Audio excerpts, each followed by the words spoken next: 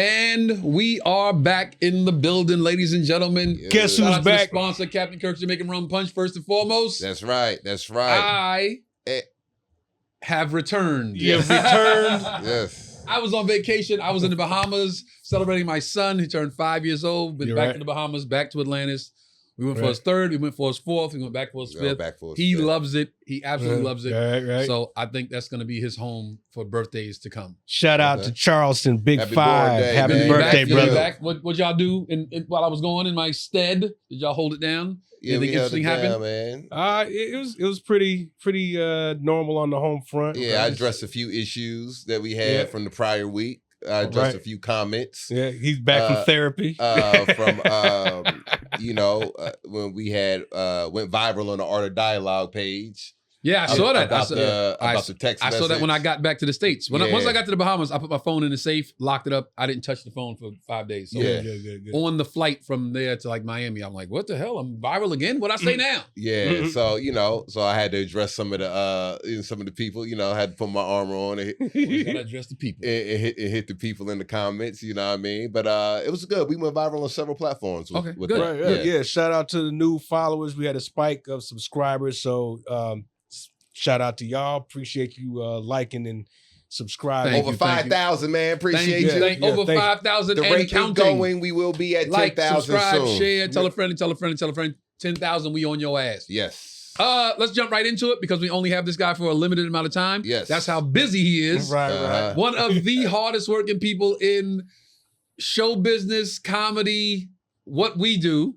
Right. One of the most respected in what we do. I would say so. Yes. I want to say something first and foremost. I want to give you your flowers and say a lot of times when I speak of this guy, I always say he's a mentor, right? I always say that. I always use that word when I'm talking about him. Yeah.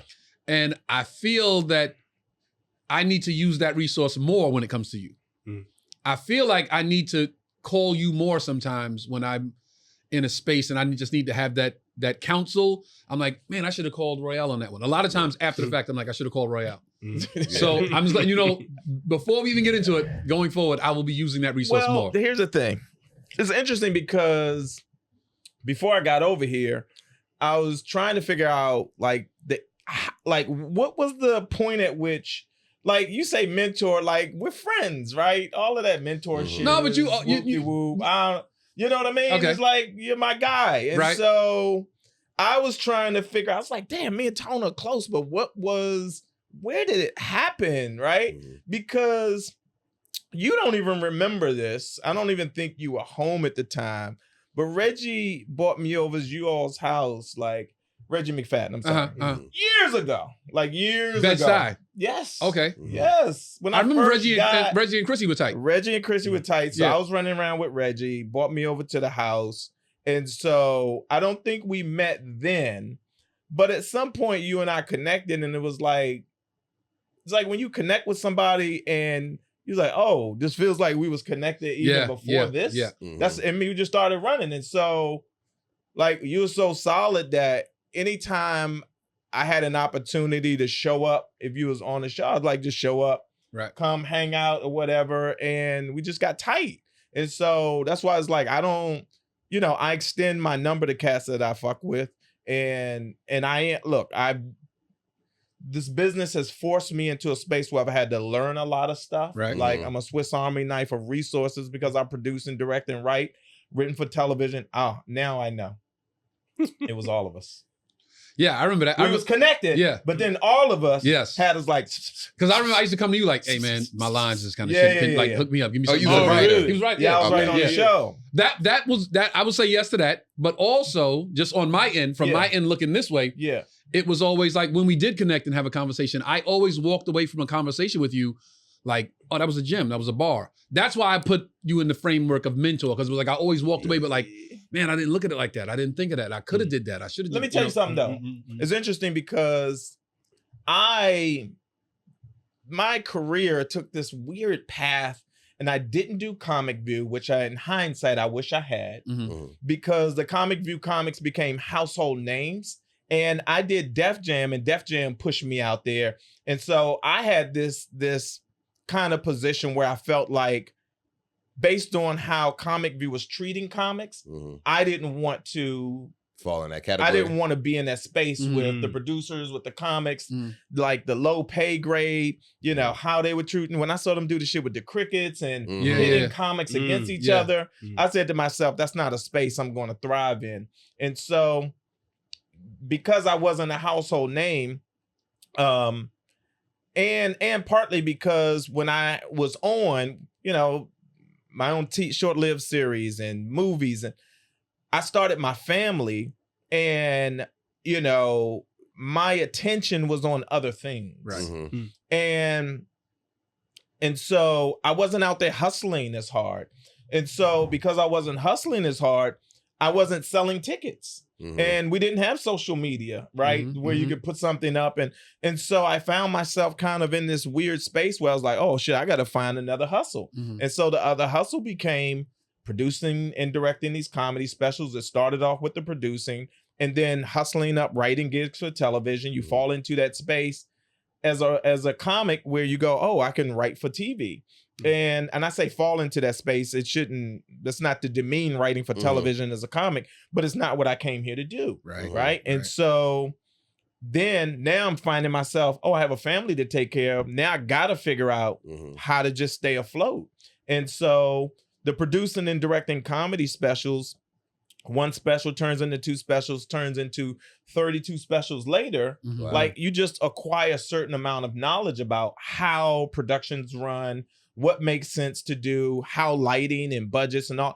And so my thing is I'm an open source guy. Like I want to see guys in my circle win. And so I'm like, when I watch somebody who's about to do something, I extend myself. Right. And then there's some people that are open to that. And some people go, shut the fuck up. You don't know what you're talking about. Yeah, you one of them guys whenever I'm about to perform and I see in the audience, it's like when you see your mom at your football game or your dad at your football game. We went straight to your mom. No. What I say, you feel safe. Let me like I feel like yo, just for the sake of clarity. Yeah, like I feel I'm safe. the killer in this room. Yeah, right. I'm the quiet killer. Yeah, like I'm not your mom. No, listen, you know when you on the field or you play sport and you see your mom and your parents. Uncle, motherfucker. But you have a sense of like, okay, I feel good. Nah, listen, here's the thing. I feel like I understand. Yeah, I felt like you going. I'm glad you're there. I feel good. I'm the back of the room guy. A lot of comics will go, "Oh, Royale's here," right? Yeah. And it's weird. I cannot.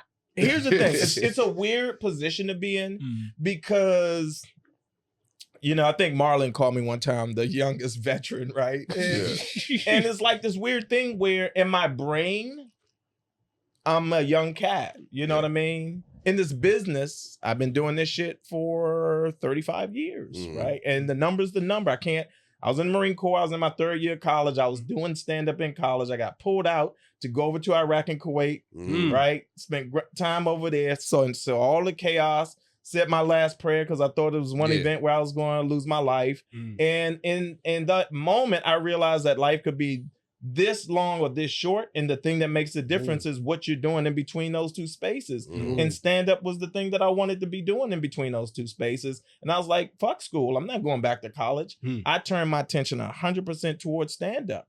And so in doing that, you know, I kind of accelerated through some things, but stand-up has always been the thing. And so I find myself now, having done it for as long as I have, if I'm not performing, I still want to be out, right? And so if I'm out with this producer, director, punch-up writer. If I'm in the room and I see you do something, right? There used to be this system where, man, I swear years ago, where you get off stage and cats would have, you know, everybody be like, man, this punch, you know what I mean? Yeah. There's a circle of cats that still do that. Yeah. You think but then so many, wrong? this shit is all over the place. Wow. Nobody, first of all, comics don't care about comedy anymore. They only care about themselves. Comics don't care about comedy anymore. Social media has changed it so much that you can microwave bake something so fast in this business that that they don't have to care, right? Nigga, I'm gonna be famous tomorrow. Yeah. And it can happen. Yeah. Right. Even if you set your dick on fire, or, fucking whatever, it can happen like that. And so, and here's the other thing. There used to be this dynamic where talent and the public was separated. And so that if you worked hard enough on your craft, you were seen as talent. Social media has changed it so that your aunt is talent now. Yeah. If she go outside and fucking pop a wheelie on the bike with no slip on and her pussy show, that's a talent. And it went viral. Wow. So now she's the pussy popping wheelie lady. Now she's hosting parties. Now she hosting. And a month later, she'll be opening comedy shows with named let me tell you something. Veterans. Let me tell you something. With veterans that don't have a social media following, that need that stage time, that need that $2,000 or whatever the number is, right, to feed their family. Right. And so, to the point of this, I've been doing it long enough that I have positioned myself by default as just, a guy that has the resources that some cats know. Oh, you can go to Royale and he'll know. He understands. Yeah. Like, again, there's some comics that say, oh, I direct comedy specials, right? And my question is, but can you deliver a comedy special? You can set up cameras, you can shoot it. Can you deliver? Because I can promise you this right now. Delivering a comedy special to Netflix is no easy feat. And that's where a lot of comics will fail, who say, oh, you can shoot, I can set up cameras. I talk to comics right now about distribution and all this, that, and they say, I got this. But yeah, can you deliver it? Do you know the process for delivery? Because that's where you'll get hung up. And if you don't shoot a certain way, going into it, right, you're going to wait. I talk to comics who go, oh, man, I shot this for $25,000. Well, you can't do shit with it now because you didn't understand delivery. Now, YouTube has changed it because now you can throw stuff up on, not throw stuff, but you can put stuff up on YouTube. But even that has a certain requirement in terms of the specs and how things should be shot, so forth and so on. So, again, I'm just a guy with some resources who still loves comedy very passionately. And now I have a son who's doing stand-up. I have a son who's now working in an agency on the representation side. And I just love this business, man. And I like hanging with cats that I fuck with. So it's a good fit. So we're gonna keep it right there because I had a bunch of questions, but since you said producing and directing specials, we'll start right there. So a comic comes to you and says, hey, I want to shoot a special, right? Yeah. They have the material. They have the time. They have the material. Is it that all that you need, or what is it that you need? Like, is there a protocol for you to say, okay, somebody I'll work with this me. I get these inboxes all the time from cats because again, legitimately, I have to promote myself as a producer, director, and so I'll put it out there occasionally. Say, hey, I direct comedies and put my reel up, and people see it and go, oh shit, this guy Royale is the guy. That me. And so, cat inboxed me earlier today, and I try to be generous and respond to everybody, right? If I don't lose track of it, because again, when you're managing as many social media platforms, myself, me and Quake Certified Funny Mixtape, there's a lot of information to track. I don't have an assistant as me. And so, shit, I shouldn't have said I don't have an assistant because now motherfuckers go like, nah, yeah, motherfucker, that was you. So it's me, right? Cat hit me up today, say, hey, I want to shoot a special. Here's my thing. Like, I start comic? with it's somebody, just a rando. And that's a weird thing. I respond to everybody. Okay. Because you could be famous tomorrow, like you said. No. Here's the thing. I'll tell you what legitimately it is, or at least one of the things. As a young comic coming up, like I had veteran comics be very generous to me. Right. Chrissy's one of them. Very generous, right? In ways that they didn't have to. And so, Chrissy said, DL, it's cats that Bill Bellamy, like either pick up the phone when I call or get right back to me in ways that I remember Damon Wayans gave me his number, right? And it was weird because I was like, oh shit, what do I do with this? You know what I mean?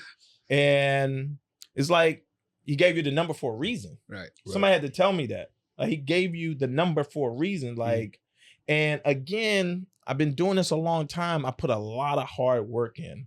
You know, I had my Def Jam bit just went viral again. Yeah. And I hadn't even paid attention to it, right? Mm. That's a bit that's 30 years old.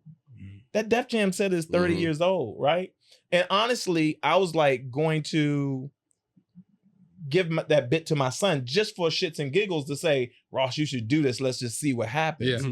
And before we could get to it, somebody put it out there. And so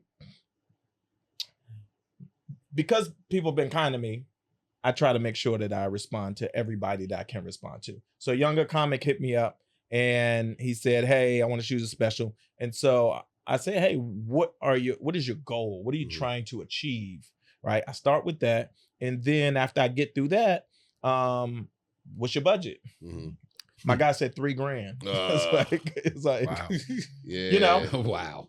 Yeah. Man, that's disappointing. I mean, no. Yeah. Here's the thing. That's where he is. That's where he is. That's where he is. Didn't know it. And so, you know, there's the part of me that goes, okay, $3,000, I can't do anything with that. You know what I mean? I look at budgets and look on the low side. If I do something skinny for 40, 50, it's got to be for a friend. Right, because I'm not gonna make money off of a $40,000, $50,000. All right, so 40, 50, got you. I mean, just not. Thank you. Let me get an American Express. Yeah. No, but it's like budget, location, budget and location. Those are the for anybody that's in this business, and it really comes down to budget and location. If they have the show, and I need to see the show, right? I want to see what it is that I have to shoot. And not just see it, but think about like how I can transform it into something. I think that Ryan Davis's special is a good example of me being clear about how I wanted him, what I wanted him to get out of it, even without him being aware, right? I want him to look like a star, right? Mike Epps is probably one of the best examples because Mike and I have a collaborative relationship that allows me to work with him throughout the entire process. And so Ready to Sell Out, which I executive produced and directed, is probably, I would say, the best example of what my work is as a producer, director in the space. But ultimately, it comes down to budget and location. And then from there, I start trying to figure out how I can give. This is my approach to shooting these specials. How can I give you as talent everything that I wish somebody would give to me if I have an opportunity to shoot a special? That's I like that. Like literally. And then I go to work going, I want this to supersede your wildest ideas about what you thought could come out of this relationship. Right. I look at Stan Lathan and you know, to your point of me being an auntie, I remember when I did Auntie Def Royale. Jam. Listen, Auntie Royale gonna be my gang name. And so I remember doing Def Comedy, and while Russell was the name that was everybody, Russell Simmons, Stan Lathan, I did this double Dutch bit, I think the second time that I did Def Comedy, right? Yeah, I remember that. And after I did that bit, Stan, who was producing and directing Def Comedy, who is like hands down to me the gold standard for comedy specials. Absolutely. There's a couple guys out there, but Stan is the OG gold standard. And he is quietly the guy that I look up to and has inspired me to learn how to shoot these specials, because the special has to make a statement beyond the person holding the microphone. You know what I mean? Yeah. Like the watch that's in a Rolex box only gets the attention it gets because the box says it deserves it, right? How we frame things matter. And so Stan's job as a director is to frame it in such a way that you respect it more as art. You understand what I'm saying? And so for me, I want to frame your work in such a way that when you see it, you go, holy shit, right? This is art. I made, like, together, it's really an important relationship between the director and the talent. And again, I'm passionate about this thing, man. And so to the point of, again, being this auntie, I always step back and look at what talent is doing, what the comic is doing, and how I can put something around that or put them in a situation that's going to allow them to show up and have fun. That's all. That's like I told Ryan, he's like, you know, his first special, like this, a lot of concerns was like, man, listen, your job is just going to be to show up and have fun. Everything else falls on me. You don't need to, all this stuff that you're worrying about, let it go. Like, I've been doing this a long time and I'm always operating from both sides. I'm operating as talent because I'm asking myself, if I was talent in this situation, what would I need? And I'm operating as producer director so that, again, I can answer that question without having to bug you. Your job is show up, do the show. I know the show, but I've seen it. I should see your show enough times that I know your show. And if I have ideas about how we can do something differently to enhance it, to make it a bigger experience, then we can, we can have that conversation. But question. So when you say it's about the location, what do you mean? Are you talking about what you're able to do in a specific location? Well, again, like a theater. Listen, we can't shoot a special at Madison Square Garden on a budget of $50,000. Okay. Right? We have to be realistic about what you can afford to do and what, based on the budget and what your show is, right? What you have to say, how we can present that in a way that it makes sense based on the amount of money that you have to spend. You know, in this day and age, the guy that has $3,000, I haven't responded to him yet, but I'm gonna say, listen, man, take that $3,000 and put it in the clips. Go into a club, get somebody to shoot like the best version of you in the club and chop up 30 clips. Put that money in the Opus Clips or something and put out clips for now until you grow your audience to the extent that you can sell more tickets.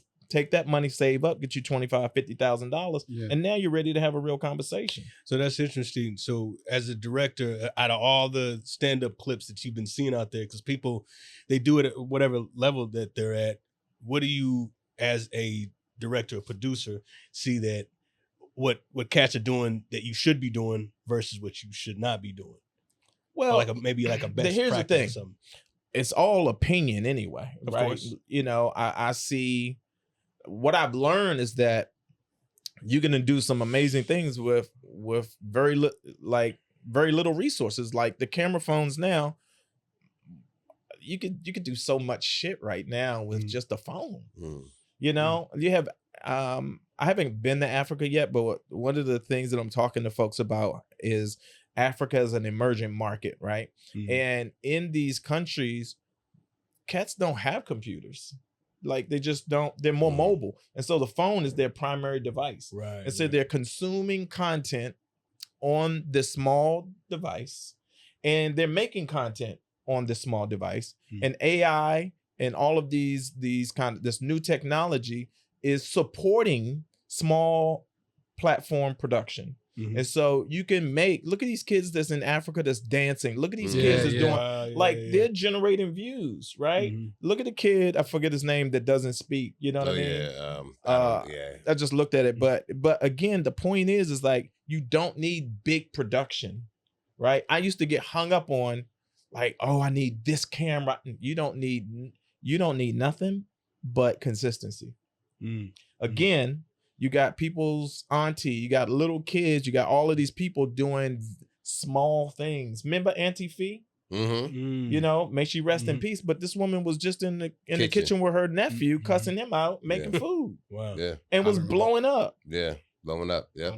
Blowing up. She was Travis was the nephew. She was an older black lady, cussing her nephew out. Her frying chicken, just frying food. chicken, and you know. Travis, give me the goddamn, you know what I mean? And guess what? Was going viral, was blowing up. You know what I mean? Look at Keith Lee, food reviews, you know? Who knew? Right? We're just in a creative economy right now where you damn near can do anything if you find an audience for it, right? It can go. Shit, look at Janelle. Have you Janelle worked on? Sinbad. Yeah, the girl who just went viral for dancing, doing the line dance. Oh yeah. Yeah. But that's something else. Yeah, but just there's another component to that. to you her know being what I mean? like to her. They Well, thought she was a white girl. Here's the thing. Not even a white girl. She's a good looking girl. She's probably biracial. Yeah, she is. And so yeah. she's getting a lot of attention. She's a good looking girl. You go, oh, I smashed that. You know what I mean? I don't know. What's she doing? She doing the line dance, boots dance, boots on the ground. Boots And so there's also this, you know, if you follow that, because I paid attention to her, yeah, it's really dynamic when race gets involved in these things, that cultural, and you know what I mean? So you got the hater crowd, you got the I love her crowd, you got this weird intersection, and you got dancing, and you got like a hot song that's driving it. And so all of that is making it bigger. Because once the hater side and the love it side get together, then they start arguing. That's just traction. They going at each other. That's exactly what it is. That's what it is, though. It's like you got dudes defending her. You got black women, fuck this bitch. You got, hey, where you get them boots from? Now that part I know. On my page, when my shit is viral, it's because I said something and I support Tony Rock, fuck Tony Rock, and they just go. I just sit back and like, all right, just go ahead. But I'm back to the specials. Have you shot a special? Have you shot somebody's special and then looked back at it later and thought, coulda, shoulda, woulda, anything like that? Yeah. Man. Sean Jones, I shot his special. Shout out to Sean Jones. And, shout out to Sean Jones, homie. Sean's really talented, and he just made some choices shooting in Minnesota in a club venue on Father's Day that didn't support ultimately what we were trying to do. And in spite of that, you know, Sean's a perfectionist. I don't take anything away from somebody that wants the best version of their content out there. I thought we shot something that was producible. It made sense to me, but it didn't show, you know, comics want you to see them kill, right? And when you're putting a special out there, I understand, you know, when people see it, it's going to determine whether he eats or not. And so I don't even think the special is out because we put it up and then he wanted to take it down because he just wasn't happy with the content. But just, I should have been stronger as a voice to say, this doesn't make sense. You ultimately gave the talent the last say because it was his special. It was his special. Right, so it was his call. And let me rephrase that. I know he had the last say because it was his special, but are you saying you didn't fight stronger to be like, listen, bro, I think you really need to listen to me on this one? I think that I'll say this. Two things. I should have been a stronger voice of opposition.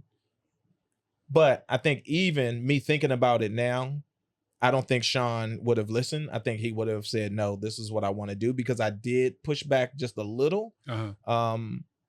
But there was the part of me that was like, oh, I'm knocking out another special. So I have to question myself. Legit, like, I'm just being real with you. Right. Like, was the voice strong? Was it authentically a strong voice? Or was I just, you know what I mean, bullshitting and was it another job for me? Now, granted, I wanted the best for him, right? But the circumstances in Minnesota at the time. Yeah, why Minnesota? Because he used to do a show there. Okay. Oh. And Donnell Rollins was up in the market at the same time. It's just it just wasn't a good mix of things. Okay. And so, you know, again, respectfully, Sean is incredibly talented. We shot something that I think still had legs, because now you can clip shit up and there's so much you could do, but it just wasn't the standard to which he holds himself, which I can respect. I get that. So with regards to my first special, I love it. I shot it at a venue that I got for free. I literally got the venue for free. Yeah. So that was a big deciding factor in like, let's do it. We got the venue for free.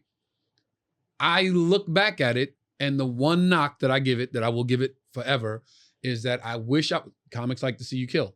I wish I shot it in a room full of Tony Rock fans. Yes. I shot it. They were selling tickets. Of course, I promoted it. I did radio and tried to get every ass in the seat. I wanted them to be like, yo, we fuck with Tone. That wasn't the case. And I think when I watch it, maybe other people think different things when they watch it and get something else from it. But when I watch it, I say to myself, to me, I can see it's not a room full of Tony Rock fans. It's maybe 50% Tony Rock fans and 50% we were coming out to see comedy tonight, and oh shit, they're shooting a special here. Oh, that's interesting. Right? Yeah. But now this could go either way. Like you just said, he felt strongly about putting it up and all this. Sure. I believe so strongly in every bit that I did in that special that if somebody sees it later on down the line, they're gonna go, I don't know why the room's not laughing as hard as they should be, Yeah, but that fucking bit is incredible. Yeah. So I sat back and had to really have that conversation with myself. Like, yeah, this got to go. This got to go up because number one, it was like time. Some of the bits were time sensitive, but I strongly believe, I don't think it's going to matter when somebody sees it in Kentucky. They're not going to think like, oh, why are they not laughing? Why is the laughter not at a 10? Because that bit, I think the bits speak for themselves. And I truly believe, last thing, I truly believe years from now, people will look back at that special and go, how the fuck did we miss that? Yeah. Like had to do that, right? I don't think that'll even be a consideration. I think that the special is out there doing the work that it's doing. And I say this, I take my hat off to you for getting it done. There was obviously the part of me that wanted to direct it. This motherfucker Tony shot some shit out of Look, I kept playing the waiting game. No, I said, yo, I gotta go. I gotta go. Once somebody gets something done, if I didn't shoot it, I don't begrudge. You know what I mean? I'm here. I'll show up and do, and you know this. Yeah. Even if I'm not directing, I show up and I'll do whatever I can if I can get there. I'm still always going to be a force for us winning. Period. Right. But you did it. You got it done. And that's a huge thing, man. It's a huge accomplishment. That night after shooting the second show, sat back and just watched everybody, like all my friends mulling around and networking and hobbling up. And I'm just like, yo, I really fucking did It's a big deal, bro. I did it. I circled the date on the calendar and today's the day and we just finished shooting. I was so happy with myself. I was so proud of myself. Yeah. Man. So when you shooting a special, so that's a good point. I've heard different things. Should you be, and of course you should be concerned how the audience is responding. Right there, live and in living color. But should you focus on how somebody's sitting down at home, how they're going to receive it? It's kind of like you're talking about people you can't see. You're like the but because like because like how he said. It doesn't matter if they're not laughing as hard as you think they should be laughing, but the person that's watching, because it's a different energy you have watching a comedy from your house as opposed to watching it live. And also laughter is contagious. So the room exploding makes the person at home, I was thinking, they're not going to laugh too because they're not going to laugh as hard. Oh, you can't. None of that. But like you said, so then I told, after the first show, y'all was there. The first show, I was kind of stiff. Remember the first show? I was like a little kind of thinking about it. Tight. Yeah. Overthinking it. Second show, I said, hey man, you did this set a million times. Have fun. Bro, just fucking do this set. Yeah. And the second show was way better because I just was like, hey, it is what it is, bro. I had to have the conversation with myself. Yo, you circled the date on the calendar. You got this done. You hired these people. Directors are here. Producers are here. A video village upstairs. The venue's packed. Like, let's go. You ever see black people from a distance cutting the fuck up? Yeah. And you can't hear the conversation. You don't know what the fuck they talking about, but you see niggas doing this. You like, what they you know what that is? You know what we respond to? We respond to motherfuckers that's enjoying themselves. Right. That's having fun. Right? And that's what shows up. That's what like permeates through this.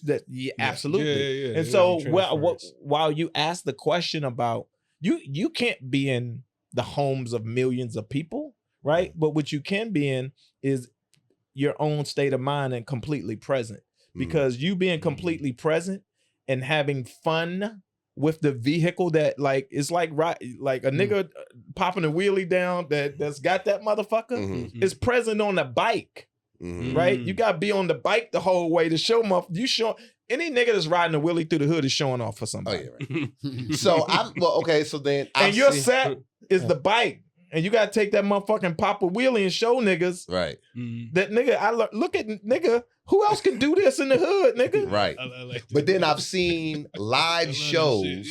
I've seen live shows from comedians, and then I would see their specials.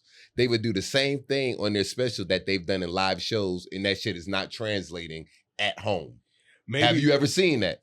Yeah. You've seen that. I think what you're talking about is they have that mindset like they're not all the way present in the room, and they're like, okay, I need America to understand these jokes or whatever. I just seen certain bits, certain choices, certain things, shit and I'm hit just a like, certain yo, way, but that shit be killing at the Laugh Factory. Oh, sure. That shit, and then I see it on the It falls special. flat. I'm like, Yeah. I'm like, that ain't a special bit Hey, right man, there. listen. That's in the room bit. That's Any not, bit, you know. Listen, but this goes into direction and understanding. Is like, it's just, I was in Charlotte, Okay. so I went to see Michael Blackson, Mhm. and again, selling myself as a director. I come out, I watch his show, and just if we're having a conversation about a special, then my brain starts to go, well, what's the venue? What and does this closing bit work? And so we have that conversation. Like, the closing bit you do, that's not going to work if you're on a theater. Like, and so yes, there are certain considerations that you have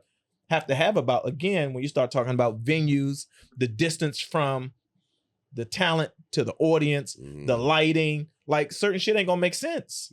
You know what I mean? Certain shit ain't gonna make sense. If you look at Def Comedy Jam, the way Stan set the room up, it was an immersive experience, right?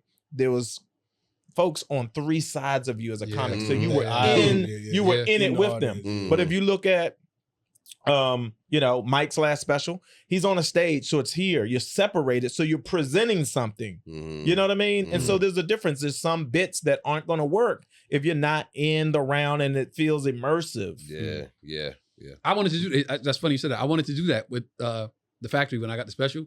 I wanted to build a stage out and get that experience. Yeah, you give yourself a thrust and you get people all the way, it's a really, and there's so many different variations of or things that go into like building out a special. And oftentimes comics, the talent, they're not even considering like all of the variables, because the only thing they know is, hey man, I just want a special, right? Yeah. But there's so much to consider that goes into how the lights are set up, how dark it is, how light it is. Yep. Look at Jerry shit. Jerry shit is always light. You know what I mean? Remember Chris Tucker's last special was super dark. I think it was an Asian director that shot that shit. I was like, what the fuck is this? What is this? You know what I mean? It's like, I respect Chris and I wanted to direct his and I was young. He was trying to look thinner. Nah, listen, I don't know what the fuck that was about. It didn't, whatever the lighting shit was, it didn't work.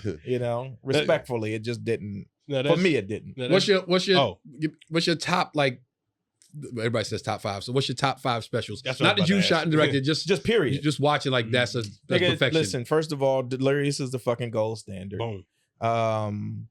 The gold standard. Delirious to me. Okay. Delirious to me set the stage for everybody to understand that you could be a fly nigga and be funny. Okay, I get that. I thought you talking about aesthetically. I thought the stage was too bright. Nah. It was. I mean, for the time, we didn't understand the difference between Delirious and Raw. See the difference with the stage? What? I thought Raw was like more like, yo, the darker stage.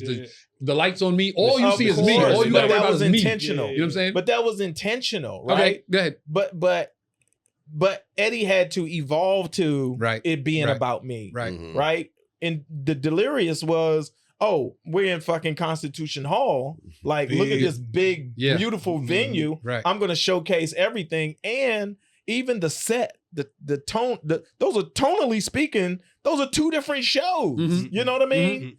And so Raw to me required or could support that darker, you know what I mean? But Delirious to me felt family. Thus the name. Exactly. Cookout fun. Just cookout fun. We all in this motherfucker watch me cut up, in front of the TV for everybody. So I think that to me, Delirious, I look.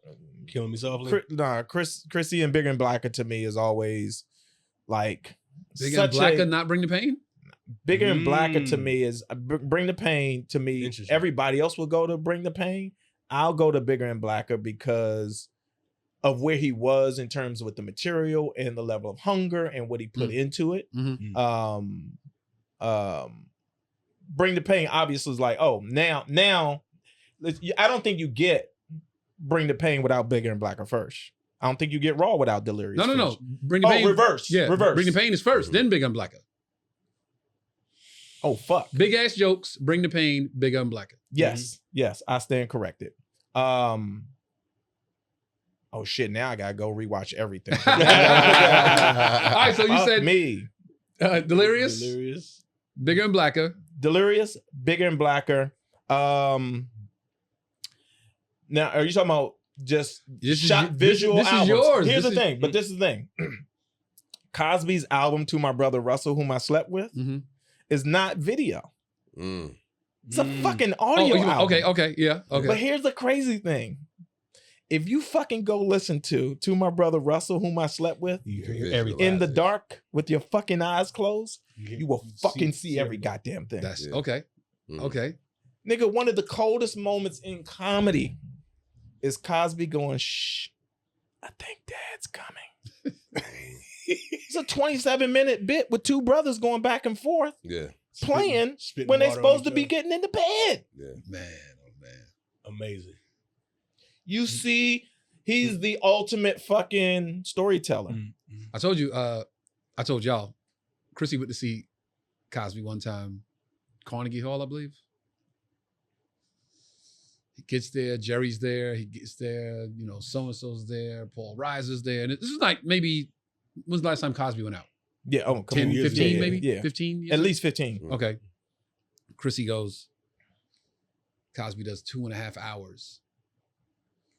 Chrissy leaves, goes straight to the comic strip and gets on stage. And he's like, I just saw Bill Cosby do 2.5 fucking hours. I feel like a fucking fraud. Mhm. Wow. Sat down for 2.5 hours and just destroyed. And went to work. Destroyed. Had that chair out there on a carpet and the microphone. Call me the next day. Yo, microphone stand, money. nothing. Yo, money. You know, Chrissy, yo, money. What are you doing? Go see Bill Cosby. Go see Bill Yo, Cosby. what are you a comic, right? What are you doing tomorrow? Man, Get tickets, go see Bill Cosby. I'll call you later. man, listen. Your brother, when he wants you to do something, the fucker is very clear about He it. called me. Yo, get your boys, the ones that have some money, Yeah. go to Yeah. Paris, see Jay-Z and Kanye in Paris. Go see them do niggas in Paris in Paris. I'll call you later. Hysterical. Bill Cosby- Wait, Bill so I Cosby got to is get true. through two more. Yeah. Let me tell you something. Damon Wayans, More Money. I mean, Last Stand. Last Stand. Wait, what was the first one that he did? What? Damon's shit. Do this, Uncle Damon. Knocks the bikes down. Yes.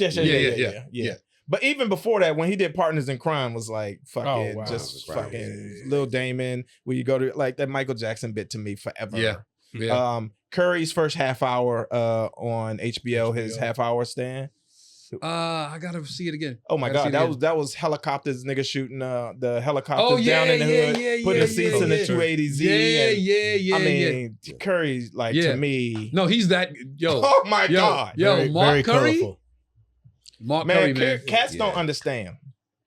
The Mark Curry that opened for Damon Wayans on the Mo Money tour after he won Bay Area, and we didn't have social media, so that you didn't know. Social media, well, you could see what's coming. Yeah. Mm. Social Yeah. media Yeah. is the canary in the it's like, here it comes, it's right here. Yeah. You know what I mean? Mhm.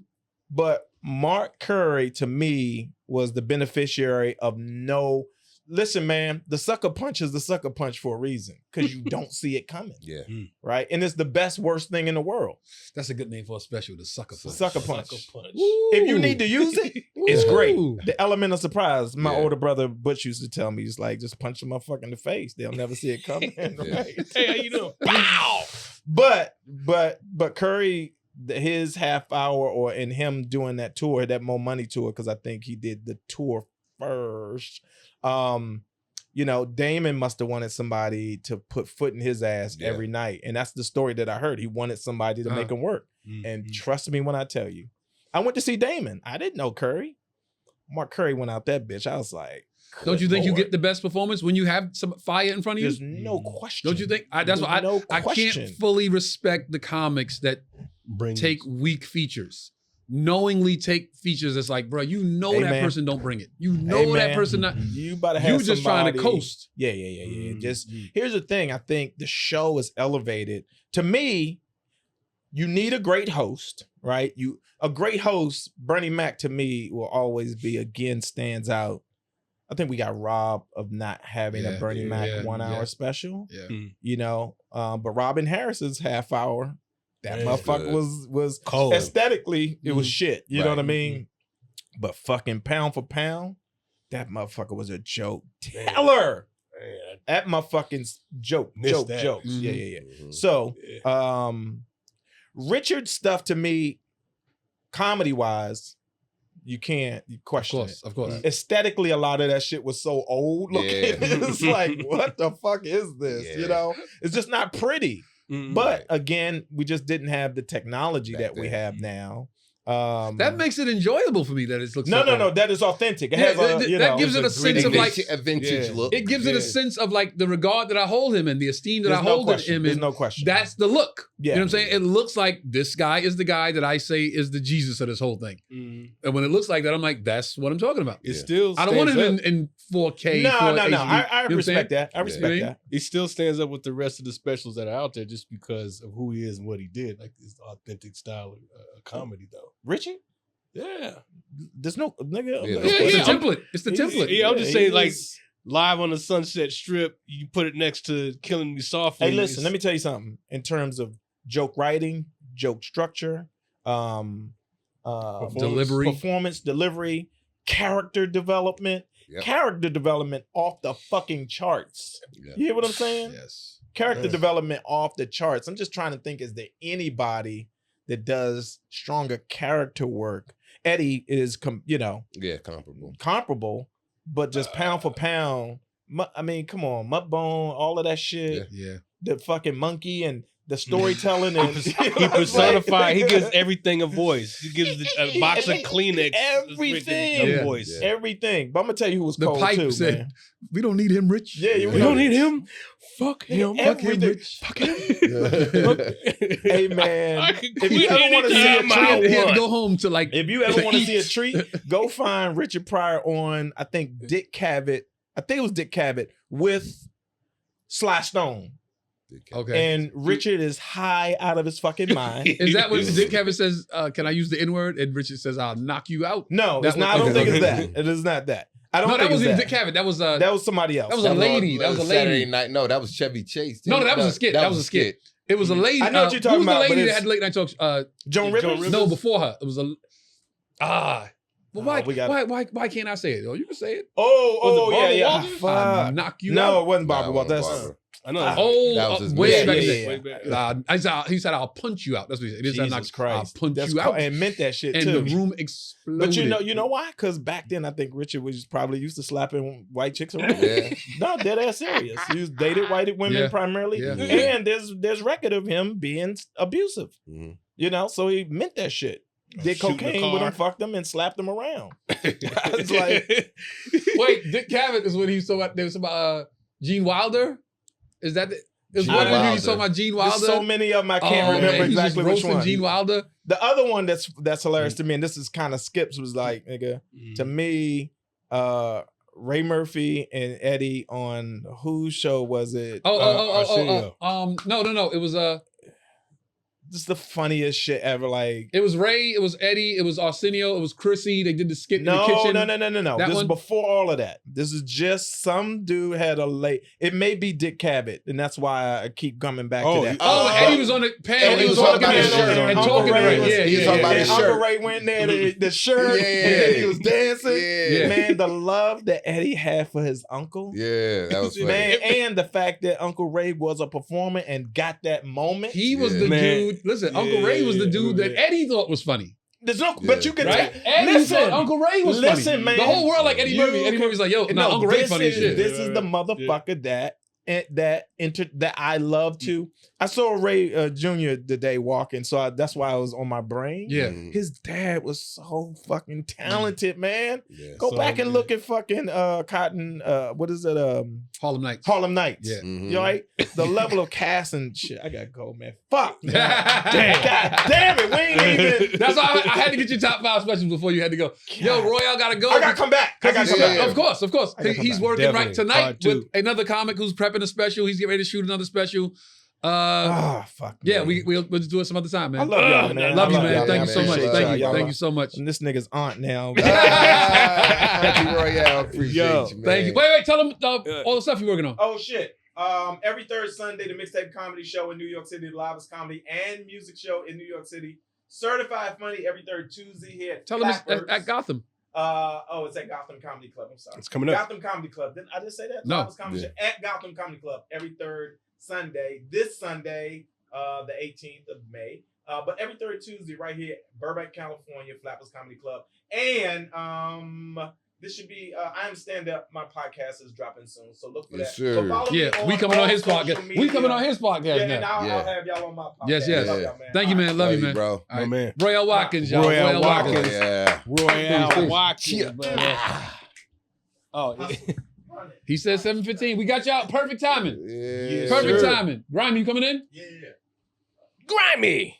Where was you at last week, Grimy? He said was he here? Wasn't here? Nah, man, Grimy yeah, ain't he gonna was- be treating he us was- like we he some was type of tired side. up. Bring the man. pretzels. Bring the Yeah, pretzels. What's up? Just showing up when you want to show up. Yeah, the intern made a little money now. He said, "Fuck it." Hey, okay. Wait, Go so ahead. we gonna talk about what up, boy? Yo, we gonna talk about this? Let's go. Yo, Cue it up. Cue it up. we got Pure Fuel, Pure Hydration, official drink for the Chicago Skies and the Philadelphia 76ers.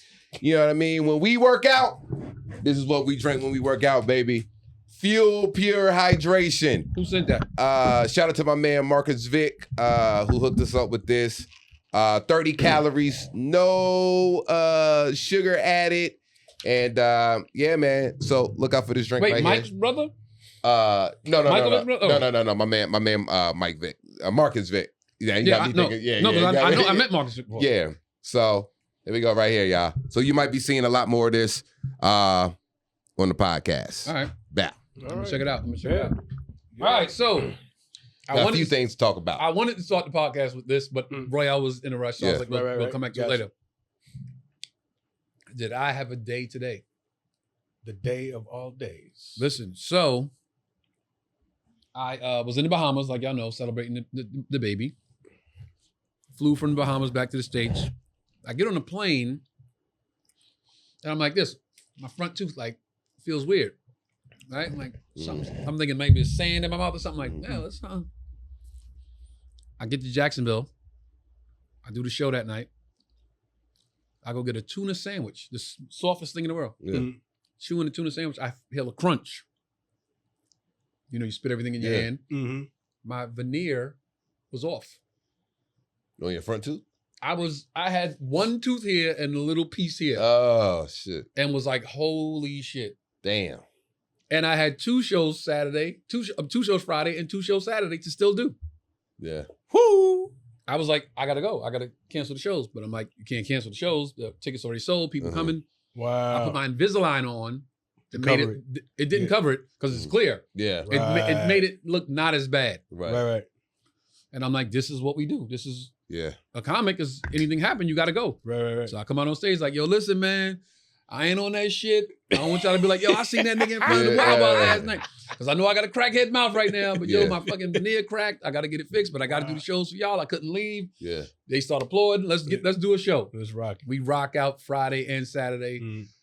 I was gonna go home Sunday, surprise my moms for Mother's Day.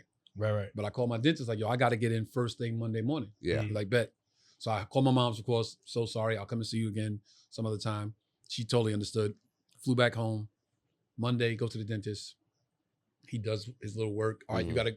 Now he's like, the quicker way to do this is you got to go to the lab so they can fit the veneer and everything. So I could send the measurements and all that stuff, but it's going to take a while. He's like, when are you leaving town? I'm like, I'm leaving Friday. When's your next show? I said, my next show Tuesday. Yeah. He like, all right, bet. So I'm gonna give you the address. You go to the lab. I'm gonna send all this stuff in. They'll have it. You're gonna go there And they'll put in it- Orange, California.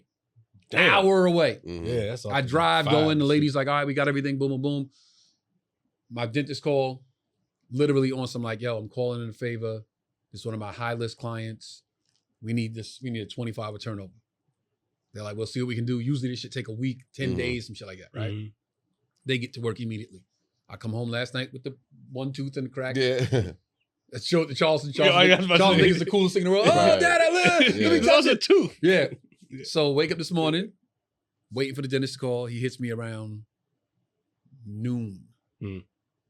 Yo, you got to go back to Orange, pick up the casing and all that, all of whatever the cap or whatever, and bring it back to the dentist. Dentist is near the airport on Sepulveda. I got the kiddo with me. We drive all the way out there. The lady's like, I need 10 more minutes. It's not done yet. I'm like, oh, this is traffic time. It's gonna be slow. I got to get back. Sit in traffic all the way back, go to the dentist. He pulls up on some like I wasn't even working today. I'm talking about like a few hours ago. Yeah. I go in, one assistant shows up, office closed, just to him and the one assistant. Bite down, feel that, look what it looked like. Okay, let me shave it down some. What you think? Boom, boom. I gotta go. Peace. Out the door. Damn. Went and dropped the kiddo off and came straight here. Fresh teeth. Fresh tooth. Wow.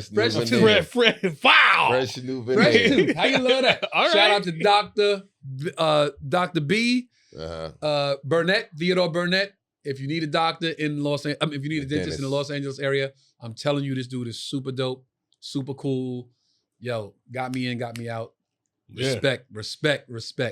Damn. Because I was like, I'm not going on stage tonight if this ain't done. Yeah, that's and I'm crazy. not doing the podcast. Like, everybody watching, like, what the fuck wrong with this about? Yeah, they would have light your ass knocked up it in out the chat quick, room. yo. Knocked it out quick. Had a day today. Man. Had a day. Cost a couple G's, but had a day. I'm glad you made it, brother. Thank you, brother. Thank you. Yeah. Teeth, man. I gotta put my Invisalign back in. So now I gotta. So funny. I'm leaving him. I'm leaving him and the other lady, the dentist that did the Invisalign calls. You got to come and get the second half of your set. You got to redo it. They got to do. But I'm like, now I got to get a new fitting because I got a new top part. So she's like, hopefully come in Friday, we'll refit it. And hopefully, it won't be too bad. It ain't gonna be too bad because this looks exactly the same. Like, yeah. I got to put mine back in because I had a relapse, so now I had to go back in. And they gave me a whole new set. Really? So I'm back on it and back off it. You know, I got used to not having them on. But all right. So what I missed? I know you said you wanted to address something. What I missed? No, we addressed it. We addressed it. People was just, on the Art of Dialogue page, people was just talking about we gossiping and this, and I'm sure, his brother didn't want him to know information that Stephen A. Smith text and all that. So that was the bullshit that I had to address on the last episode. You know what I mean? That's interesting because they didn't hear me say, I told my brother the same thing. Yeah. Didn't I say that? I said, I told my brother they're not going to draft Shador because you're hiring your replacement if you. And then I said, and then Stephen A. Smith texted him the same thing. Yeah. So why wasn't it when I said it? Right. It didn't make sense. So so I didn't give a fuck when I said it. Yeah. So I addressed all those haters in the comments. I got Trey Elliot, aka I got the time. Not haters, just misguided. This misguided. They're always going to do. Okay, so did y'all see the Damian Williams Just Hilarious thing? I caught just a little piece of it. I don't understand that whole thing. I caught Damian Williams' post, and so I got curious about it, right? Which was the post with him and her in the picture? Yeah. So then I went to Just Hilarious page, and she's complaining about One Mic Club. Like, full-on 5-minute rant every about other comedian has been doing. But she slammed him for like 5. That's why I posted my clip. Mike hit me like, yo, you got to throw your clip up. Yeah, so she went off, and then, but I saw what she said. She said, first of all, they told me Damian Wayans was coming and performing. When I get there, it's Damian Williams. Like, I don't know damn Damian Williams. I want Damian Wayans. I'm expecting Damian Wayans. That's what she said on. That's what she said. Right. So all the comments is like, shots at him. I was like, hold up, fuck you mean? Like, Damian Williams ain't no chump. Like, don't say it like you nobody. Say y'all defend him in the comments. She was just like, I'm just saying I know who he was. Blah blah blah. And then Damian Williams posted the photo of them doing shows together and shit like that. And then that's the gist of the conversation. She on Breakfast Club airing out One Mic. That line is like 20 seconds into the video where she goes, first of all, they told me Damian Wayans was coming. Then she goes on the rest of her rant about the money, the security, and the manager thing. Everybody coming in the same thing. And like, this is rude. Y'all overlooking this. And I'm over here thinking like, you thought Damian Wayans was opening for you? How is nobody asking that question? Oh, she said Damian Williams was opening? I was promised Damian Williams was going to be at the show. I get there and Damian Williams is there. And I was like, I didn't get that. I didn't know. I didn't know she was saying. I thought she was saying like he performed there. It's her weekend. Well. She booked her own weekend there. They said, oh yeah, Damian Wayans is going to be there. They told you Damian Wayans is going to be there for your weekend. Okay, so that's hold on. If you thought Damian Williams was opening for you, that's ridiculous. I'm like, you should. That was your first red flag. But let me say this. May I please? What? Shout out to Chicago, first and foremost. I got mad love for Chicago. Mad Chicago comics show mad love. I think Just Niche is one of the funniest comics working today out of Chicago. Damon included. Damon Williams if you are a black comic and you say you don't know Damon Williams, you lying. Shenanigans. Right. That's I'm calling bullshit on that. I'm calling bullshit on not knowing Damon Williams. Right. Who don't know Damon Williams? Right. I think, and listen, I'm not trying to get in no kerfuffle with either one of these two motherfuckers. Damon Williams, my man, $100 grand.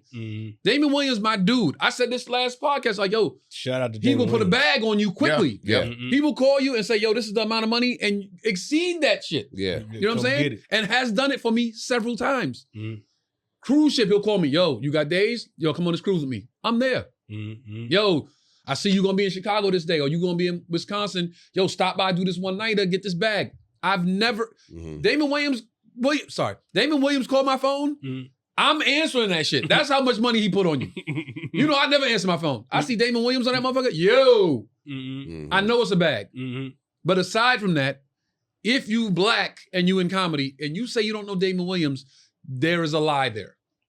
There's a lie there. Now I will go the other way and try to defend, not defend, but try to understand what Jess was saying. I think in the moment, what she was saying was like, they said Damon Williams. I get there, it's Damon Williams. I don't know the Damon Williams. I think she was saying like, I don't think she was saying like, I don't know who he is. I don't know him to be the guy that I thought I was coming to see. Right. Her Maybe comments I kind of backed up don't know no he's Damon saying Williams. we know each other, but that was just a show. I don't remember. Like I don't remember. she said she don't know. She said, I don't know no Damon Williams. I'm sure he's a fine comedian. Comedian. Oh, wow. Okay. Yeah, I don't know, really but I'm don't sure know he's a who it fine is. comedian, See, but I don't know. I need to start watching clips. See, and shit, 'cause I didn't see I was on curious. social Let me media. go see if it's as bad as it sounds. And I'm like, as a thinking- comic, I was like, why would you do that to any comic though? Go, I don't know, damn Joe Five. I don't know, damn Trey. Like, why would you do that for no reason? You don't need to do that for the part you're trying to emphasize. Yeah. You could but just been like, oh, I yeah. thought they said Damon Wayans. And I got that it was Damon Williams. Yeah, but I don't know, damn Damon Wayans. Damon Williams is like, all right, now you emphasize. That's a bit. You're doing a bit in your speech. To me, when it came off as, and I was like, maybe. You can't be big dogging people like on With that said, I'm platform. in Chicago in 2 weeks. Damon Williams come through, pull up, and go get something to eat. You know what it is, homie. Perhaps she had selective hearing. She heard the W part, and then she didn't expect Damon Williams to show up. She heard, you know what I'm saying? That's possible. Like I didn't see the shit, but that's possible If you because thought I've Damon had Wayans was I've had to coming to open correct for people. you No, I'm talking at about the- Damon Wayans, not Williams. I'm talking about Damon I Williams. think that's the part not that's like, Damon as a Wayans. comic is blowing my mind. Yeah. Like, if That's somebody crazy. told me Damon Wayans will be open for you when you get to Detroit, I'd be like, no. Oh, stopping through I and think do a we got the set. wrong- We got the wrong lineup. That's like somebody said, yo, it's gonna be Jamie Foxx. You get this Joe Fox.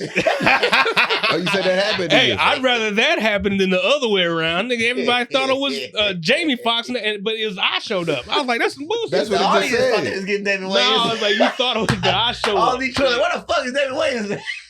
That would be different. But that's just between That you didn't and the feel manager. good. They told And you listen, that. and I will say this: Did not feel every good at comic all. doesn't know every comic that they worked with before. Sure, yeah, I was Right? gonna I say, get that. Everybody don't Yeah. remember every comic they work with. I get that. But even still, You're supposed to know that's Damon Williams. I did. You know Yeah. Damon Williams, yo. Now, where Come is on, she man. from? I thought she was from Baltimore. Chicago. I She's just from Baltimore. Oh, okay. That's why I was Baltimore like, chick. I thought she was. I thought like, there's no way she's from Chicago now. I thought she was from Chicago this whole That's time. that's always odd to me when we're in this game and people say that they take it seriously and they come out of a city and you say, oh, do you know who Damon Williams is? Oh, I ain't never heard of him. Did you start in Chicago? Yeah. You don't know the OGs? Who I'm started just saying in Chicago? general. I'm just saying I don't like it when people No, don't know don't the do in OGs. general because then that's gonna get that's the clip they're gonna take. Like Joe Fox says she's from Chicago, and then it'll be a whole thing about Okay, I'm not talking about just niche. I'm talking about just any. hilarious. Oops. I don't know. Let's just See, segue. see. Go. I'm just saying. See, We All right, No, let's get like, into- I'm not talking about that. I'm I'm probably talking. going to tangent we don't want to hear. Let's get into juicy stuff, y'all. Let's get into this Diddy trial. Dun dun. Oh shit. Down, down, down, down, down, That's the juicy stuff you said. Hey, put that pure bottle We down before are that- going to do I some ain't about to be like, updates wait a on this Diddy I was trial. about to say, take that off. Have you guys been keeping up? We on day 2 of the Diddy trial, man. Our correspondent Trey Elliot. Yeah, it's been some pretty interesting things that was happening yesterday. Day 1, they had the one of the male escorts that testified, Oh, really? and they had one of the security guards that testified. What did the male escort say? Male escort was just saying that Free. Cassie was so pretty when he walked in the room, he was just so infatuated about how gorgeous she was that he couldn't even last long a lot of times because she was just that gorgeous. Okay, and how was that? Well, you just asked what some of the things he was saying. I mean, that was just one of the things. But he was saying that he witnessed the physical abuse. You know, one time when they were done having sex, she was on her computer and Diddy told her to come here, and she said, "Wait a minute, I'm just deleting some things and getting some things of my personal stuff out of my computer." And he threw a bottle at her, grabbed her by the, grabbed her hair and dragged her to the bathroom, and he can hear that. Wow. And he said he was having problems performing based off of that, this hearing that. But today, Cassie testified. Okay. First of all, I didn't know she was pregnant. She's like 8 and a half, 9 months She about to pregnant. drop that baby. Day one of, that stress on that baby. Yeah, day two. So she testified. She's going to testify again tomorrow. And pretty much, man, she was just describing how they met, how it started out. And I think she said within about a year is when he started introducing the freak offs to her and trying to start grooming her into, all of the sexual acts. Okay. And she was saying how she was in charge of finding a lot of the male escorts. He would have to approve them, Yeah. Wait, whoa. Hey, whoa. What are you puzzled about? Nothing He was should shock sending you. her to get the male escorts? Yeah. Yeah, male escorts and She would whoever else. find the male escorts on like Backpage and certain websites. Okay, is that is that because that was his way of staying out of it? Like, I can't put my name on nothing like that? No, he was a voyeurism. He was into voyeurism. He You know what liked- I'm saying? Yeah. No, he that was him controlling her, saying this is what you're, a way of him controlling. But also him keeping his hands clean. Like, he didn't send the text. Or he Maybe didn't send the in a way Right, they were talking about yeah. she put the room in her name and Oh, like they Right, both you had go they get- both had aliases. well To keep whoever him it is out of it. not him is the point. He would- he we would have to stop this sometimes discussion. book it. I'm going to talk to my child. We got to stop this Oh, discussion. okay. Yeah, definitely. Not from the heating room. Bye. I love I heard you. the Peace. cadence. I heard the cadence in there. Okay, back to the trial. So you had questions. Okay. So they would get rooms. Both of them would get rooms, but they would use Not aliases. alias names, yeah, of course. Okay. He would use Frank White. I forgot the other alias. Good one. I forgot the alias that Cassie used, but they got a juror of 8 men, 4 women on the juror, all from different creeds, race, backgrounds, Multicultural. multicultural. Yeah. They're not isolated jurors either, so they're able to go home. That's what gets Oh, me. Like, oh. why are you getting You know what that means? That knock on the door with the bag. Here you go. Not guilty. Here's your 100,000. Not guilty. Or Here's get $100,000. their marching women orders. already sounds bad for Cassie. Huh? That sounds better for Diddy than it does for anybody else. 8 dudes, 4 chicks in the jury. Oh, I that's mean, not better. necessarily, but Because men will find a way to make it make sense. They'll be like, well, I have you used been to watching? this. Have you been watching the play-by-play, the reporters and stuff? You've been watching it? No, I haven't, because I'm trying to understand more the angle they want. Like, why did he take the plea deal? I thought that was interesting. And so I'm like, I think that he's trying to angle that whatever they do is like, yeah, we were all into this. You can't make this sound like this is me coercing her. The What was the plea deal? He I he didn't know about I don't know plea what the deal. plea. Yeah, he Well, rejected the they plea. I don't always- know what it was. They always try to, hey, let's try to settle Yeah, this. and the thing- Mom, accept what was the this. plea deal? First plea deal usually is like, do we have enough? 'Cause why are you offering a plea? Unless they thinking like, this might be harder to prove later than it is now. Like, let's just end all this now. Take your little 20 years. You be out when you Take make- your little 20 years. Now- Shit. I'm telling you, it's something. Yeah, When you offer, Diddy would never take a plea deal. exactly. To- Negotiating is the sign of, to me, a weaker sign from the prosecution. Nah, well, I You don't did all know what this it is. So now. I can't speak Why on would it. you? So I'm not defending Diddy, but I'm saying that to him, I think he thinks that, well, they already offered me a plea deal. That's a good sign. Defense lawyer is going to say that, like, they already offering plea deals. That means they might change that plea deal later. They might keep dumbing Or it is down. it, yo, take this plea, nigga, because we got you dead to rights. So just take this Right. 20 so we can go to fuck home. Because we got to go through all this, nigga. You going. I mean, that makes sense. I don't think, Right? but it's not Rejected. it's not a What murder does he trial believe? per se. But it's they're what they're charging him with. It seems like Racketeering and the sex racketeering, trafficking, sex trafficking, and that other one. transportation, the prostitution. Oh, something right, like right, that. with Okay. Who else did they charge that with though recently? Well, Young Thug, Oh, Young Thug. and he out making music right now. But So well, if I hey, see his that time as is a coming. rapper, and I go, But that was state. and he did. That was state. Was that state? Yeah, that Rico? was state. I thought Rico had to be federal. I think his was the difference was Rico- state. 'cause Correct Rico- me, I could be wrong. Because But Rico requires you to like be interstate, right? So I think Yeah. it has to do like it has to be a federal charge. But like to me, I think that if he see a rapper get off and he go, "What? If Young Thug beat this, I'm definitely gonna like." I would think that, right? Like if you see any cracks in the case, and I think Young Thug still took a deal technically, right? But it just was time served and he went home. So Yeah, I think but Diddy's like, was "Wasn't he- y'all was to he- ask the right deal?" I mean, was he facing 20 years or whatever? Young Thug was facing like a lot of time. Wait, Mark, what was the plea deal?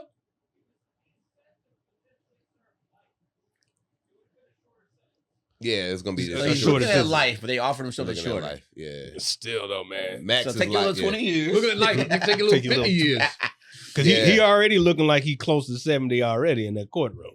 Yeah, it got so disturbing. The kids had like his twin daughters. The twin daughter had to walk out. It was explicit, Doc. It was Very explicit. Really? very Yeah, explicit. the details that Cassie gave, but that all of them gave the male escort and then Cassie details was just What'd she like say? disgusting. She was So- something I don't even feel comfortable saying, but like yeah, we want to stay a lot of the monetized. freak offs. You don't even feel comfortable saying, God damn. Yo, man. A lot of the freak off, Diddy would be in another room. Why he would be in another room while she would do, whatever. He will instruct her what to do, even from another room or something like that. They said when Cassie would get done, she would take the semen of the male prostitutes and go back in the other room and rub it on Diddy and apply it. and apply it on his nipples and shit like that. Yeah, I told you I didn't feel comfortable saying it. Yeah. Well, it rolled off your But- tongue pretty well, bro. Yeah, but and one of that male escorts said, Let's stay urinated in her monetized. mouth. He That's- would that's- urinate on her, that's too urinate in her creative, mouth. dog. And that's What? something that the male escort said. The male escort said that. He said that Cassie told him to do that, but Right. that's what he said. Right. But there was other things that Diddy was instructing Yeah, Cassie to do. instructor. But Cassie wanted to get peed on. We didn't She say that. requested it. But she requested she the She, request- she asked, but she's saying it was based off of what what Diddy was saying. Even when he was in the other room. He She's probably- like, "Yeah, you got to pee on me, bro. That's part of the." But sometimes That's- he was in the that's a room. lot. What He was was it? in the rooms at The times. too. other room, Yeah. what was that about? Like just watching it or? Yeah, hearing it or however, Yo, man, that's some twisted shit. I don't it's want some to be twisted- that successful. It's some That's twisted crazy. shit. It was yeah. unbelievable, and your mom, your kids, and your Yeah. twin daughters. I didn't even know he had twin daughters, but Yeah. but they're Did he? grown. He Yeah, does. Diddy. Yeah. I just They didn't. teenagers Oh, From Kim right. Porter. Yeah, They're but- 18. Yeah, Oh, shit, they're, really? yeah, they Like, I grown. know. Oh, wow. They walked in there. I was like, Yeah. oh, they, Is that the Kim Kim Porter. Porter. Kim Porter. Oh, wow. Okay. But yeah, they say he would be in the room sometimes with a bandana on, you know On what I his mean, face. jacking off while watching, you know what I mean, while the interactions. But she did admit, she said sometimes I did enjoy it, but it was based off of me wanting to spend time with Sean because those were like the only times that I can, a lot of times that I can have my time with him, and because I loved him. So there were times where, So I guess I'm thinking of this like from both sides. Like, okay, so defense has to like cross this, right? Are they not looking at this like, okay, Cassie, what part of this was the part that made it, like, was it coercion? Like, are you saying that all of this she was didn't want to do it. Oh, wow. Okay. She didn't want to do they it. asked her, Because did I- you as want to do defense, that? You gotta be Just like, no. Was- okay, wait, how did- did you But state it? did they both get to question her? It should, right? They Yeah, will. yeah, yeah. They will. Yeah. Today, she got questioned by so- both. I don't think so. prosecution and I defense. think today It she sounds got like- questioned by the prosecution. Okay, by the okay, it sounds like all prosecution. She's the prosecution right prosecution here. witness. She has They to be didn't cross her yet. cross-examined Okay. by Tomorrow. the defense. If that's Tomorrow or the next day. Yeah, Okay. when they Okay. call Oh, it they back about up to there. go in. Oh, they're gonna They gonna they're go in. They go gave her a lot. She sounds like she gave them a lot of She gave them a lot I think she was up there detail. for an hour, maybe even more. I'm not sure, but it was a lengthy examination. But crosses her. the fact that they putting all the sexual stuff out there is just really. And they showed the video. They showed the unedited videotape, the unedited of the video of the yeah. beating. Oh, the hallway Of beating. him, yeah, the hallway yeah. beating. No, I mean They say refused to show the sex videos. I think the judge denied them to be able to show those videos, but they definitely Right. showed the in the elevator, the Yeah. hallway of the hotel. that's video. the big thing And that I, they was I want to heard, swap I heard away. he gave somebody $100,000 to get rid of that video. Yeah. What now? I heard that as now, well. from what I how I understand how they were reporting it, they were saying the guy, the security guy, said, well, he was asking for money to pay for all that. They trashed the room. Yeah. So that's where the money was. They had to pay it off. He's like, not pay him off. Don't say nothing. It's like, pay him off. Like, will this take care of the room? Of the hotel. Yeah. So that's what Puff's people are saying. No, that's what the security guard. That's what you got after hearing the security guard. It said, oh, you damaged the room. That's what that money was for. That's how they made it seem. So I'm like, okay, you didn't pay him off. The money. He didn't take the money to pay off money for the footage. No, he didn't take security that guard money. didn't do it. No, he's like, no, I ain't finna do that. But Yeah. that money that He didn't take the bribe. that they offered, he was trying to pay for the damages to the room. And they're like, look, don't tell nobody about this. So they came off. Wait, hold up. Just so I'm clear here. He didn't take the money, the $100,000 for the bribe. For the bribe. For the bribe. You saying he took it for the room? Whatever money that he was trying. Did he try to offer him some money? Right. To pay for damages for the room. Right. Not for Who him. Who said that? The security guard? That's what he said. That's what the Of course. Okay, so he's in Puff's pocket because Puff gave him $100,000. I don't know if it was $100,000 though. I don't. Yeah. That So part's if you on Puff's side and they say what's the $100,000? Oh, it wasn't for the video. It was because he damaged the room. He wouldn't. I don't know. Good about point. that. Good point. Good But point. the video still got out. Right. Yeah, the video still got out. Yeah. Because and he still said, got $100,000. Because they said it wasn't unusual that they would fuck the rooms up so bad after the freak offs that sometimes they would have to send assistants to try to clean it up. Yeah. Or sometimes they would have hefty fines that they would have to pay. Yeah. After, when they would leave the room. Yeah. And actually the video when he was beating her up in the hallway, she was running, trying to leave from a freak off. That's why the nigga came out with a towel. Yeah, come back here. Come back here. The freak off isn't over yet. Shit, man. Unfortunate, man. It's unfortunate. It's a bad look all around. We're having a conversation about it because it's topical. Yeah, because it's topical. Yeah. And we got to cover things on the podcast. Yeah. It's just unfortunate, man. What would be something like a detail in like a crime allegation that you would be a dead giveaway? Oh, that wasn't Trey. Oh, that wasn't Tony. That wasn't Joe. Me, Like, if they said it was a room full of white girls. That was not Tone. That was not Tone. That's a good question. They said it was a bunch of bottles of whiskey. Yeah. That wasn't Tone. That would be me. A bunch of bottles of scotch. A bunch of tequila in the mug. Yo, Tone did that shit. John had a bunch of condoms on the floor. No, the freak off itself. I wouldn't be there. Making wrong bunch. Tone did that sir. shit. Yeah. That's not the guy I know. But the crazy thing about it, I see a Bunch lot of of black women. girls wasn't grimy. That don't sound like John. But a lot of women are victim shaming. Bunch of bad bitches wasn't Phil. Damn. He ain't even here. Phil wasn't even in the vicinity. Catch it straight.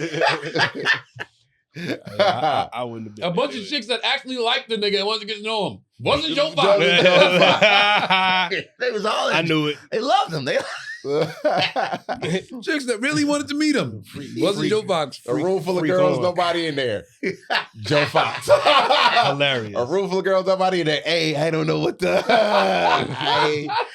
Man, they talk about they hungry. A room full of hungry chicks. Yeah, Joe Fox did that. No, that was real. charges. Oh, no, That was in Richmond. I was like, Yeah. we're hungry. I'm like, So I'm interested to see. Trial's supposed to last for 8 weeks. I'm interested to see where the defense go.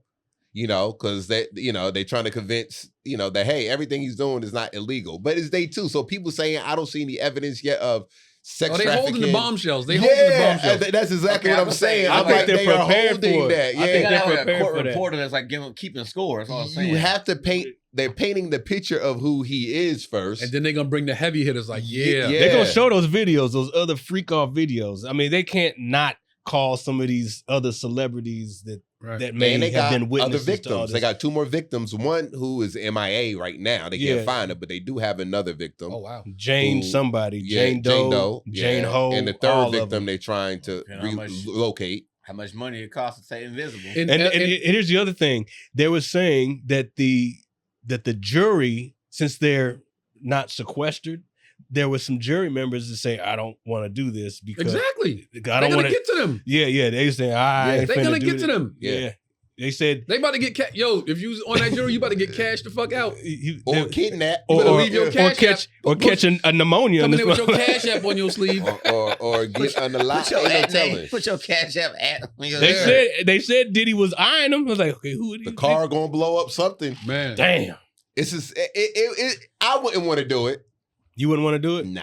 There was a defense jury for attorney nothing. that says, I don't want any part of this case. He's I got too much on my plate because they asked different They asked a people lot to of be people. on the defense. I'd have been like, I went to every Bad Boy concert. I don't want to be responsible for not getting you off, man. Yeah, man. But I feel like a lot of women, man, it's crazy, man, because I see a lot of men. It's a weird time because a lot of men saying she didn't, in women, she didn't leave. She stayed. She wanted the lifestyle. She could have left. And it surprised me to hear women say that because I'm like, yo, like she was 19, 20, 21. You know, she said Diddy was to introduce her to oral sex. She didn't know like a lot of that type of stuff. But the counter to that is like 19, 20, 21. If you shoot somebody 19, 20, 21, you're fully responsible for your choices. but that's different when it comes to abuse. And there is some that has legs. That argument has legs. Yeah. But the people that are saying that, you act like you don't know personally in some cases, Right. or don't know of women that stayed with broke ass men Who in the same abused them. situation. Yeah. Yeah. That's because of the fear. Because Yo, of the fear is a motherfucker, man. Like, don't you people say that as free walking and thinking people. Right. You get to get up and go where you want to go when you want to go there, Yeah. and do what you want to do. And you're trying to use that same type of logic for a person that is fearful of a motherfucker, Of their life. hurting them, destroying their career. Yo, Careers in their hands. careers in their hands, Yeah. life in their hands, Right. in some The regards. intimidation is So bad. yeah, so Especially like, if there's don't violence. just be so like. Yeah. Don't just brush it away like, oh, she could have just left. It ain't. Sometimes it ain't. It that ain't easy. that That's why I easy. say, You like, staying in as your guy, relationship, four-woman jury. I I mean, feel like that's a bold there's claim. gotta be some guys in there thinking, though, like I've seen this before, or I know this story. Like I thought there's just to counter what could go right. Mhm. I'm visualizing what also could go wrong. There's got to be Go people wrong. What sitting there. Turn to what? Like you got 12 jurors, and everybody's thinking like, yeah, it's a shame how he did her. There's got to be one guy that like, I mean, but like. So many years in a row she stayed. Like there's a guy out there absolutely. challenging that. Absolutely. And they gotta Absolutely. convince him now. Come on, man, you don't see it. Like, I'm trying No, to it's see probably it, but I don't see it. it's probably It's more like than more one than- guy. And that now got one it. dude sit next to one to go, you believe all this shit, bro? Like they Yeah. do that shit, But- and that was permeating. And it's The- probably one of the- the ladies. Yeah, The way women. women came out and supported R. Kelly, Yeah. Damn. women were like, them little girls knew what they was doing. Like, Yeah. nah, I women? don't Yeah, like women, Yeah, that- I that's- don't like. it's a bad it's look not all gonna the be way easy. around. That's all I think. I just don't think It ain't gonna be easy. Yeah. It ain't gonna be easy. And I'm And like, they yo, a man with that much money, that much Power, power, influence. do you think it's that easy to say I want to leave? And he don't have That's what I'm access, saying. and That's what I'm and he got people working for him to make sure that, hey, if she go anywhere, you find her, you Yep. get her. Yep. If she talked to anybody, Diddy had his bodyguards, and then Diddy and his bodyguards came with a gun and beat dude up. You know what I mean? So it's like it ain't easy just to it ain't like you. So just, now think about that. You trying to leave. You like, I'm gonna leave tomorrow. And you talking to your homeboy and bodyguards and Puff beat the nigga up in front of you. You like, oh shit. I gotta Yeah, I'm gonna that's- sit right here. Yeah, You know what I'm saying? it's So so that's definitely a fear factor. it's there. not that easy, man. A lot of people think it's a money grab where she enjoyed the lifestyle. Of course, you're gonna enjoy a lifestyle, but that's how they get you. That's It's how like- anybody get you have to make something look enjoyable for a while and do Mhm. this and do that for you to even Mm-hmm. fall in love. But because love is a motherfucker too. Even those same, like I said, those women that stay with broker men, even Yeah. that guy made it look like, yeah, oh, I can really yeah. enjoy this. Like we can really have something Yeah, here. it's like you get They to eat, presented don't something you? that They looked present different than what it something that really looks looked. like you, amazing. like somebody, your captor. I mean, they're still gonna feed you. They're still gonna. I mean, he's not gonna walk around with a battered woman and stuff like that. He want to present an image. Man, of they that. red carpet So- shit. They Yeah, were Yeah, everywhere. yeah. You look Yeah. happy. He said, "You better look happy." So I said that say it's easier Mhm. than you guys. It's harder than you guys think just to Mhm. walk away and leave. You know, because a lot of y'all in relationships you don't like. He ain't even beating you up. You just don't know how to. Mhm. You just don't know how to walk Or he away. ain't even rich. Do you Yeah, think? and he ain't even rich? Yeah. Do you And think it's still a? there. Do you think it was a? Not just in Cassie's case, but in any woman that's in that scenario, the afraid to leave thing. Do you think there's a bit of, oh, I don't know where else I'm gonna go? Yeah. Yeah. course. So, Yeah. and I think some of 'Cause those she women allowed are him to take insensitive when they full say, Because control. it's like we see it all the time. Like a man will start dictating when she could get in contact with her friends. Like, oh, now I can't isolate them from their friends, right? Control their finances. Be very adamant about when they go, where they go, when they go what there, they can wear, what they can't wear. And next thing you know, you're like, oh shit, I'm stuck. Now you got no money because they control your money. It's like, oh shit, like pimps do it all the time. Yeah. Right? Yeah. Yo, they take a chick. Yo, I'm gonna take you to Vegas, show you a good time. Oh shit, I don't have my cell phone. My mom's is in Kentucky. Yeah. My friends are all back. Yo, all right, now you gotta work. Yeah, then you start threatening family. Yeah. You start threatening the family. It's like, yo, Pat, like. Yeah, I definitely think it's excessive, but the charges that they're trying to refute. It's unfortunate for both sides. Yeah, it is. But it's going to be really messed up if these are the charges that they can say reasonable doubt. Okay, this isn't racketeering. This isn't the other one. Sex trafficking. The sex trafficking, and it's coercion. not. I think coercion. the problem is, and then he gets off. Now what? It looks like too many cases against him. It's too much. It's too wide ranging. If you can fight one, then you can seep that one to the next one. Like this one, we beat the R of the RICO, so now we're going to go attack the I. Then we're going to like if there's holes in one of those letters, then they gotta. That's probably why they thought we got this. It's like because we're not gonna get off. We're not gonna get them on all of this shit. You think it'll ultimately come down to that? Like they're gonna just go, okay, we could beat this, but they're gonna get you on that. And so, okay, fine. For this part of it, just take 10. It's a win for all of us. If you take 10, you already been locked up for 2 years. You only got 2 more years. Diddy gonna do 2 years and be out? Like, there's no way he does a decade or more. Like, I don't think it just won't go that way. And he's in New York. He's just too connected. He's just like it won't. It's going to be hard to get big fish out. But think about the problem. I feel like when's the last big fish that went down? I feel like this. Sometimes your contract with and I'm using metaphorical terms. Sometimes your contract with the devil runs out in a sense. So I say that to say Diddy done been on trial with the feds several times. I mean, this is not his first time. He's beat everything. And I feel like just like what happened with OJ, where he got off for the murders. So they got him on they got him on jerseys. They got him on bullshit. Yeah. They got them on sneakers. Yeah, they got him on memorabilia back. So had to do like what, trophy back. Had to do like 7 They years. recorded that. Something stupid for stealing his own stuff back. Like, so when they want to get you, they're gonna get you. Like Diddy had his times where, I mean, he should have been locked up for that Shine incident. I mean, according to a lot of sources, according to Shine, who was like, yo, like they did me dirty, blah, blah, blah. Shine took the rap. Diddy had hired separate attorneys. He didn't even get Shine's representation. He protected himself. Yeah. So isn't that funny how the law works? Yeah. So it's like you said the contract with the devil. Yeah. So Diddy been like getting his passes for a long time, and I feel like now is like, yeah, we gonna get you on this, and it might, and the world might look at it like, yo, this is some bullshit. Like you can't, but they like, hey, this is what we can get them on right now. But really, it's the past stuff. Yeah, because New York, don't think New York Ben ain't have an eye on trying to. I feel like take them down. Who gonna have a better year, Diddy or Shannon? Oh shit! Right, as it is Shannon right now, Shannon don't. He ain't in the courtroom. Shannon's still doing interviews. He ain't in the courtroom. Shannon, he ain't got charges like that. Shannon don't got no charges like that, man. So Shannon gonna be not yet at the end of the day. Well, okay. Don't you think it's rappers? What do you think is more like about justice or the money? Like, look, we're gonna run them through the system because that's Diddy, because that's a lot of money being spent just to stay out of jail or prove your innocence. I think it's $130,000. You know how lucrative it is to try a rapper.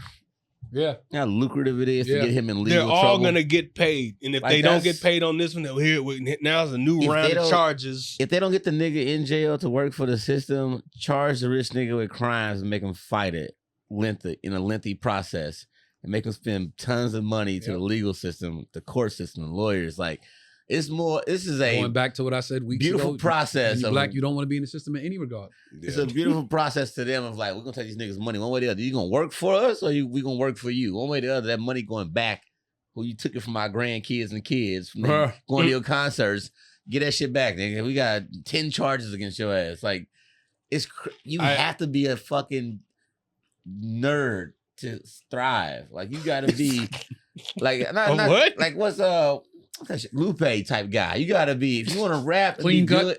You better fucking go to bed at 9 and like don't do nothing else with your money. The most Or we responsible will catch rapper your with a ass at the curfew. Like, bro, You're gonna fuck up at some You point. gonna fuck up? You gonna Yeah. slip up? Power is We a gonna hell of a charge you, drug, baby. man. You're gonna Power, wait. You're gonna fuck up. power is a hell of a drug. You heard Tory Lanez got stabbed in prison. in prison too, yeah. 14 Damn. times.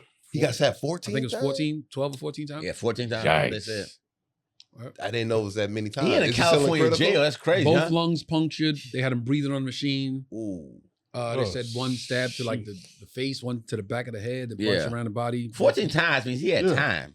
Mhm. Or they let, With a whoever jail get shank. close to him for a guard turnaround type Man. shit. Because 14 Thank God times, he's like, still alive. help Yeah. me. Ooh, Yeah. because that could have easily went another way. Yeah. So, like, Mm. and he in I California didn't know it was jail. that So many that's times. you really Yeah. in trouble. Yeah. Bakersfield. That's why they took him Oh, to word? Bakersfield Yeah, Hospital. Bakersfield So ain't they no get some, word. Yeah. I forget what the prison is over there, but that's a lot of Cali niggas Shout there. out to Bakersfield, man. The gig in Bakersfield this weekend got canceled because the club got water damage. They were going to move it to another venue, but that venue had another show going on. So Bakersfield, we will have to reschedule. Sorry about that, yo. Yeah, I was looking forward to that one. Yeah. Everybody that's done the club said favorable things Good about it. things. Yeah. So yeah, we'll try to keep up with the case and give you every an week, update. every week because we'll give you about 5-10 minutes of what's happening with. see, the, they you said know. it's 2 months or 8 weeks or whatever, but I don't know. I think That's they're 2 gonna. months. Yeah. Well, I'm just saying. You think it's gonna go longer? I think it might. I don't know. But if they're trying to put him away, they have everything. You that think they're trying to put him away? I think they're trying to Shake get the down. money. It's a shakedown. Wait, for the is this any truth, any belief in the whole thing started because of him suing the liquor company? Did y'all hear that conspiracy? Yeah, I heard that. You believe it? You believe that? You believe that? Yeah. I I know definitely he he's still offended the liquor wrong companies, person. I've but- always said that. Say again? I've always said he offended somebody the wrong way, and I said, okay, all right. And now they made it's like chess moves, and all of a sudden he's in court Yeah. spending all that money he probably would have made on some deal that he was All right, here's the trying to question. make. I don't What know. percentage of black people in entertainment, in any form of entertainment, do you think they have some shit on, but they just letting them live their life right now because they not doing nothing for them to take them down? Like Puff was just, That's Yeah. interesting. you, go ahead, live your life, nigga, do your Yeah, thing. yeah. Have your freak offs, have your thing. Yeah. But once she said, all right, I'm going to sue the other side, Oh yeah. what percentage you think? About I would say at least How about 45 to 45 to 55%. I don't Of know, all the black people in entertainment, they got some shit on. 75% of represented people. Independent, They got some shit on independent people- 75% I'ma of the say Independent people I 95. can't speak to, but 75 all represented people. They've done that research on When you say and found represented people, who you like? people with representation agencies, like people that got invested in you. They put something Yeah. into you first. Like, you are their investment. They got to know what's Because we going on talking with you. basketball. I gotta did do a hear, yeah, we talking about basketball, Yeah, football, okay, NFL, everything. everything. I did hear one story. Probably I'm not gonna say the investigators on comic's all name. y'all. I shouldn't even say comic, but I did hear a story about a comic that got a TV show, and the network was like, "Since we putting so much money behind this dude, we gotta." Yeah. Damn, I'm giving it away. This person. Yeah. We have to do our investigating. Yep. Mm. You know, we got to turn Yeah. stones over and dig and look. Yeah. And they found out some stuff that came out later on, years before, because they was like, if we gonna put this much money behind this person, we got to know everything. Yeah. And they knew. Well, I Is knew. it I know- because- I knew. I knew based Okay, I off know what you're of. talking about. I knew based off of everything they was giving him. If it's the same person that I'm thinking, like It could be a couple people. Is it- low-key. I was like, yo, this said person came out of nowhere, got mad opportunities. Well, nobody's come out of nowhere. Well, They just well, hit- when they I- might have hit your radar or somebody else's Well, radar well, later okay, on. okay. Mhm. When I say coming out of nowhere, and you got to remember, I'm a Fast track to I'm a success, old, maybe. I'm a vet, but still, so I have a young vet, still old school way, meaning I remember how the rankings used to work in the business. You had to do this to get on radars. Right. So when I say come out of nowhere, it wasn't no buildup of resume. It was open mic. boom. Damn, You know what I Trey. mean? And so I was always just like, He this telling everybody. particular person. Huh? It's funny the way he's talking. You say it a certain way, and it's like, okay, I know what you're talking about. Like we know. Yeah, I was just. You think 75%? I think that anybody worth investing into has gotten looked into, and they got something enough to go.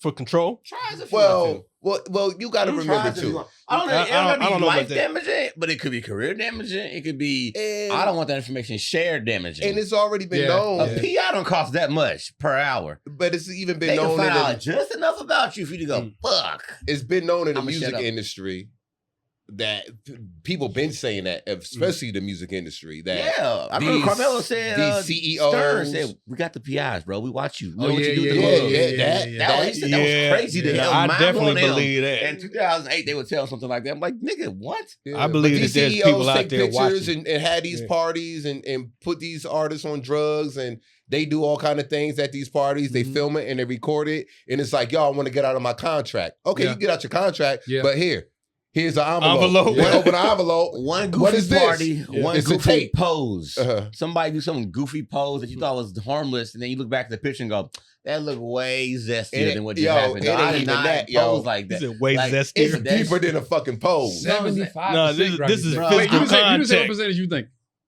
I don't know about 70, but I'm gonna say half. I mean, like You I'm would- talking about yeah, major. You would see way more I'm people gonna leave say their half or contracts, leave two. their deals if they had less to lose. But something's making people stay quiet and shit. Like, who was the artist just came out? I and think they there's don't levels make to no that. songs to the record label let them. And I'd be like, why won't you just leave the deal and say fuck him? What are you afraid of so much? Yeah, yeah, that you yeah. can't yeah. just walk the fuck out of the door. It's a lot, man. What is Because happening? people- That was People- that. You know what's funny? That's I always seemed weird to me when I heard people like artists say that like the label won't let me drop music. Like, what the fuck you mean they won't let I you heard drop? somebody. I'm like, what rapper was I just listening to? I got mad that I hadn't heard shit from him, and like, They want it Like, so what is bad, happening? I'm and, like, and they don't know let the what's nigga going drop a on. song. And I'm Yeah. like, Yeah. Mhm. But I had somebody it tell don't make me sense. years ago, and I could say it now, and I said this on Naeem and them podcast when he was doing Straight from the Heart, but they was like, I think we might got to cut that out. But I could say it now. But somebody told me years ago about Denzel doing drugs, and He said but that's what but prior to him saying that, Mhm. I had Prior said to who saying that? prior to Denzel making that announcement and saying that out of his own mouth that he was on drugs and Oh, word? he just never was addicted. Oh, shit, I never heard that. I had that information. So I was saying that on Straight from the Heart like a year before Denzel even said that. Maybe But close. because they was asking me, "You Trey, you've been around a lot of celebrities." I'd be like, "Yeah, I see Denzel drunk as shit." Like, but somebody was like, "Yo, Denzel was drugs and alcohol and go on these venges where he go on a 10-day drinking binge and don't come home." Oh, and, so that Oh, flight wow. movie was fire. yeah. That was a good And- drunk pilot. But I knew that, and then through these later years, Denzel's older now. He said that out of his own mouth. But see, back then, those were kind of things that they would have on people. Uh-huh. You know what I mean? And I remember they was carrying Denzel, sneaking him outside of the side door, so paparazzi and shit wouldn't Wouldn't see see him in that condition. You know what I mean? It's about image. My right? dumb ass walking out the front door. Fuck all y'all. I'm fucked up, bitch. TMZ went on this But, nigga. but it's a lot, man. I feel like it's at least 50, 55, you know what I mean? Because you got to think about old Hollywood. People who've been around for years. I guess I'm Denzel, thinking 7, 75%, they can ruin them. I think 75% they can go, oh, we can get your ass. Even if we ain't got you now, we can get you real quick. So why has it got to be? 75% legit could be in trouble. But why has it got to be about like maintaining the image? Why has it got to be about smoke, drink, Fidelity. women? Yeah, fidelity. because that's your Like, image when you're trying Yeah, to the market. image. Okay, You can't so be a sponsor if the sponsor know you a shitbag. Yeah. You could be a gambling addict. You could Yeah. gambling. I mean, Once they you covered show- up Jordan. I mean, you Once see, you could have some kids out of wedlock. Yeah, once Yeah. you show That you don't want nobody to know humanity, about. you're less And desirable if to the you- public. let's say, just using his name because what he meant to America at the time. If Cosby had children out of wedlock, we found that out later on. You'd be like, oh shit. Let's say all the other shit didn't happen. Mhm. Right. That wouldn't yeah. fit his image. right. It wouldn't fit that image, but it takes away the allure of him being a star. Wouldn't you Right. think? But Because his that's not image a was selling That point. was the That's Jello a- Yo, commercials. this There how, you let me go. say Yeah. something. Mhm. Side note. Mhm. That's how big Bill Cosby was. he was a black man in America In the that was 60s. labeled America's dad. Yep. Yeah. That shit is unfucking hurt. America said that's America's dad. Yeah. Yeah. You're right. And so That's how big he was. so Now we that found out he TV had image, yeah. kids and fucking, all over the place. We He's like, part of oh, shit. that 75%. Yeah. We had him. They had him I wonder what they You had gotta on remember him. when you become that star, you working for you your own boss, but you're not your own boss. You got so many. That's bosses. even if you represent a product. If you Yeah, you have an paychecks image are I'm a coming. cause. spokesperson for a product, Yeah. you got to be squeaky clean The because you paychecks are represent coming. this product. Yeah. Mhm. Yep. Let's Or ask- Rick Ross say, well, put Molly all on her drink. She ain't even know it. Reebok was like, nope, give me Yeah. that contract back. Tear that shit up. Yep. Damn. Can't be like put Molly on her drink, rocking Reeboks. No. Yeah. So let's ask it the other way. Do you think that there are any upstanding celebrities out there that have the money, have the fame and prestige status that no one has anything on? Tom Hanks. I'm sure. Tom Hanks? Tom Hanks just be chilling. Black dudes. Black- Oh, black- I'm That's sure. what we. I know. I was like, But I just Who feel you like think? it's a certain Felicia Rashad. I think everybody has a chance to get in the bad light. Felicia Rashad. Yeah, I know, Rashad like is that. solid, though. Yeah, I'm Felicia sure Rashad. Felicia, But you she know. good. Here's the thing. I think your leverage is David what you Allen don't, Greer. what you don't need. David He's like Allen a super Greer. nice guy. Yeah, I feel like those people don't How about a need nothing. They never megastar, try like- nothing A too megastar? crazy. No, not a Cosby. They not That's the thing. megastar. They Okay, never all went right. for anything crazy, so there's Yeah, no they're not risk mega involved. stars. Those are coasting celebrities right there. Yeah, we You talking talking mega about Tom stars. Cruise and Leonardo DiCaprio. Or legends. What and, about like legends? Denzel's and the Idris. Good guy. Oh, he got something. He probably got something free. He British niggas. yeah, The British yeah, niggas yeah. always He's go a get- British It nigga just got got some something. shit. British niggas got I something. mean, Smokey Robinson got a catch. I'm like out of nowhere. I said he went all this time and he damn near 88 No, he years waited all old. this time. She waited all this time. She Yes, like, yeah, she Low 50 key. years ago, That's Smokey put his crazy. dick on my shoulder. Yeah. What can He you don't do even about remember. that? He literally don't remember. Like, What can you and, do about that? This nigga? nigga got Alzheimer's and I 2025. guess Like, I did it. and you Who can't said fault him that? for not remembering. Like, Yeah. I don't He remember. He literally gonna go in court like, I don't remember. Nigga, I don't remember. I ain't trying to be funny. I don't remember. Yeah, I don't recall. That's crazy. Yeah. Sidebar to Smokey Robinson. You just gotta Retro be shit. I mean, Sidebar to what? Sidebar to retro shit. I was driving here and I gotta say what I was driving to. I drove here and I played a Red Fox album Uh-huh. from 1966 Mhm. called Both Sides of Red. Mhm. And it's amazing two things. One, how this album came out in 1966, the shit he was talking about 60 years ago, Oh and yeah. how like I'm in the car laughing on the way here, like this. I can't believe jokes from 60 years ago are slapping like this.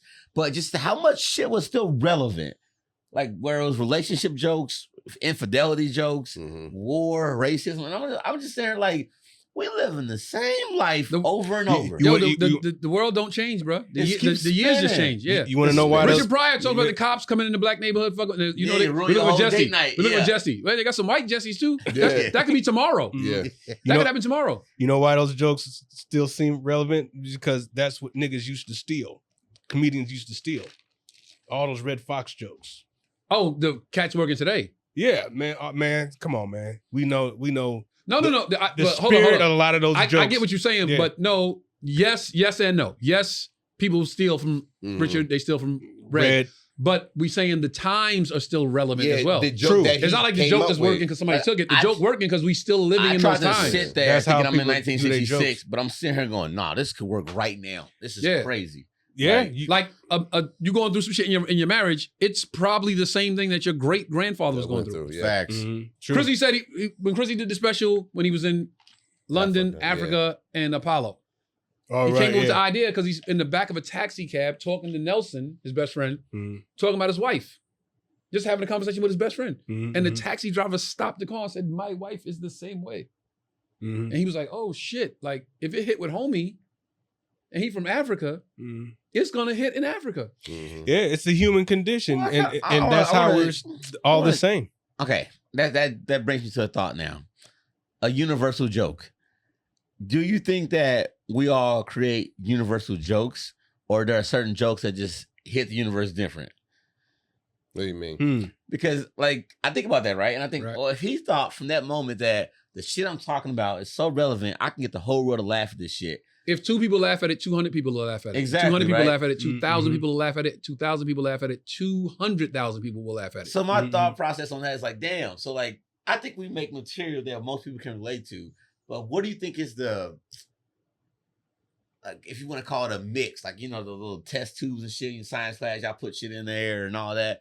What do you think the difference is in a joke that you know is relatable to everybody? Okay, how everybody relates to I it? will give you an example. Mhm. I will use myself as an example Okay. because I said to Royale earlier that we're gonna look back at Bring the Pain. I mean, Bring the Pain. We're gonna look back at Rock the World Mhm. and be like, yo, that shit was that shit. The nigga doll joke. Yeah. Every black person on this earth can recognize that joke. Yeah. Mhm.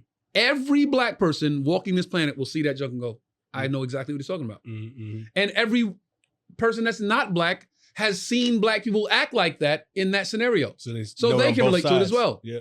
I think that joke is universal. Yeah. I think that joke can play in Australia, in Tokyo, and in Brooklyn.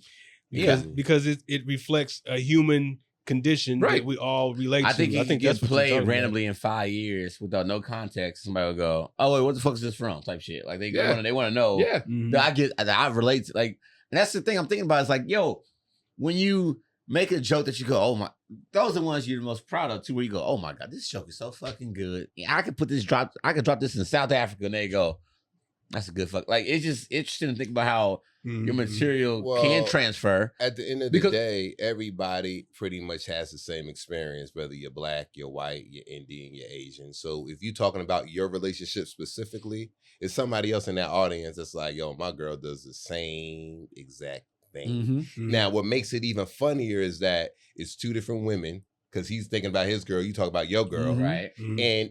and everything surrounding that action could be different, Mm-hmm. but the actual action is the same thing, which makes your joke unique but still relatable. But how do you unlock the universal material? Right. Tell your truth. Universal is Like the fact that somebody can say that joke is, I felt that. Like you say, like you know that joke was gonna be a slapper, okay. In any Universal city, is any both world. sides. right? Where they go, Mhm. yeah, See it. yeah, If you're talking about something black, right? yeah, The other side says we recognize that as well. right. Mhm.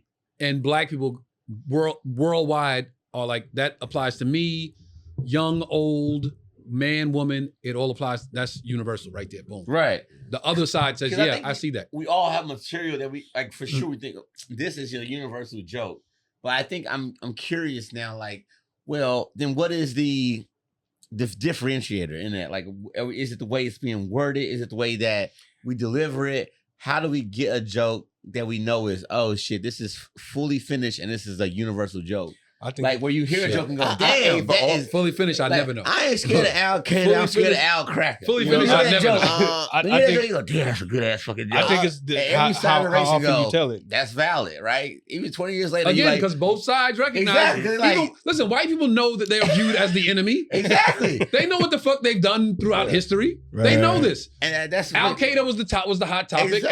Everybody was supposed to be afraid of these guys. Was Right. supposed to be. But there's still But niggas left. these are the real people we should be afraid of. Mm. And they know that, and they know that, and all black people know that. Universal. Exactly. And I'm thinking like that's so interesting. Like you can go Well, any special, think of any joke. Even the Bernie Mac, he was teasing me joke. Like you can visualize a school bus, you can visualize a kid. Because we were all kids. Every we all joke remember. takes you to a We all- spot yep, and you yep, go, yep. yeah, that shit gonna last long. That's a long lasting That joke just right comes there. from this good writing and being aware. Okay, so that's what I'm thinking about, right? Yeah. What is Mhm. green room, we comics. When you think about joke writing, you think about your joke writing, do you think about like how your joke, even though you might be done with it, is it done universally? It's sometimes Or do you have to go you- there for it? I think you experience. How long have you been telling this little piece, and how long has it grown? Like when it stops growing, like you've stopped experiencing something around the reason why you told that joke. What's your favorite joke you like to tell? Your Uh, favorite of your own joke. Like this is my favorite. I get excited to tell this joke. I like the Trapper Keeper bit because Okay. I like that bit. Do you think it's a universal joke? I think it's universal because everybody went to school and Yeah. and had the school supplies. Yeah. So Yeah. so And we it can all always agree on that, right? That Yeah. that is a universal experience. yeah. Do you think you tell it in a universal way?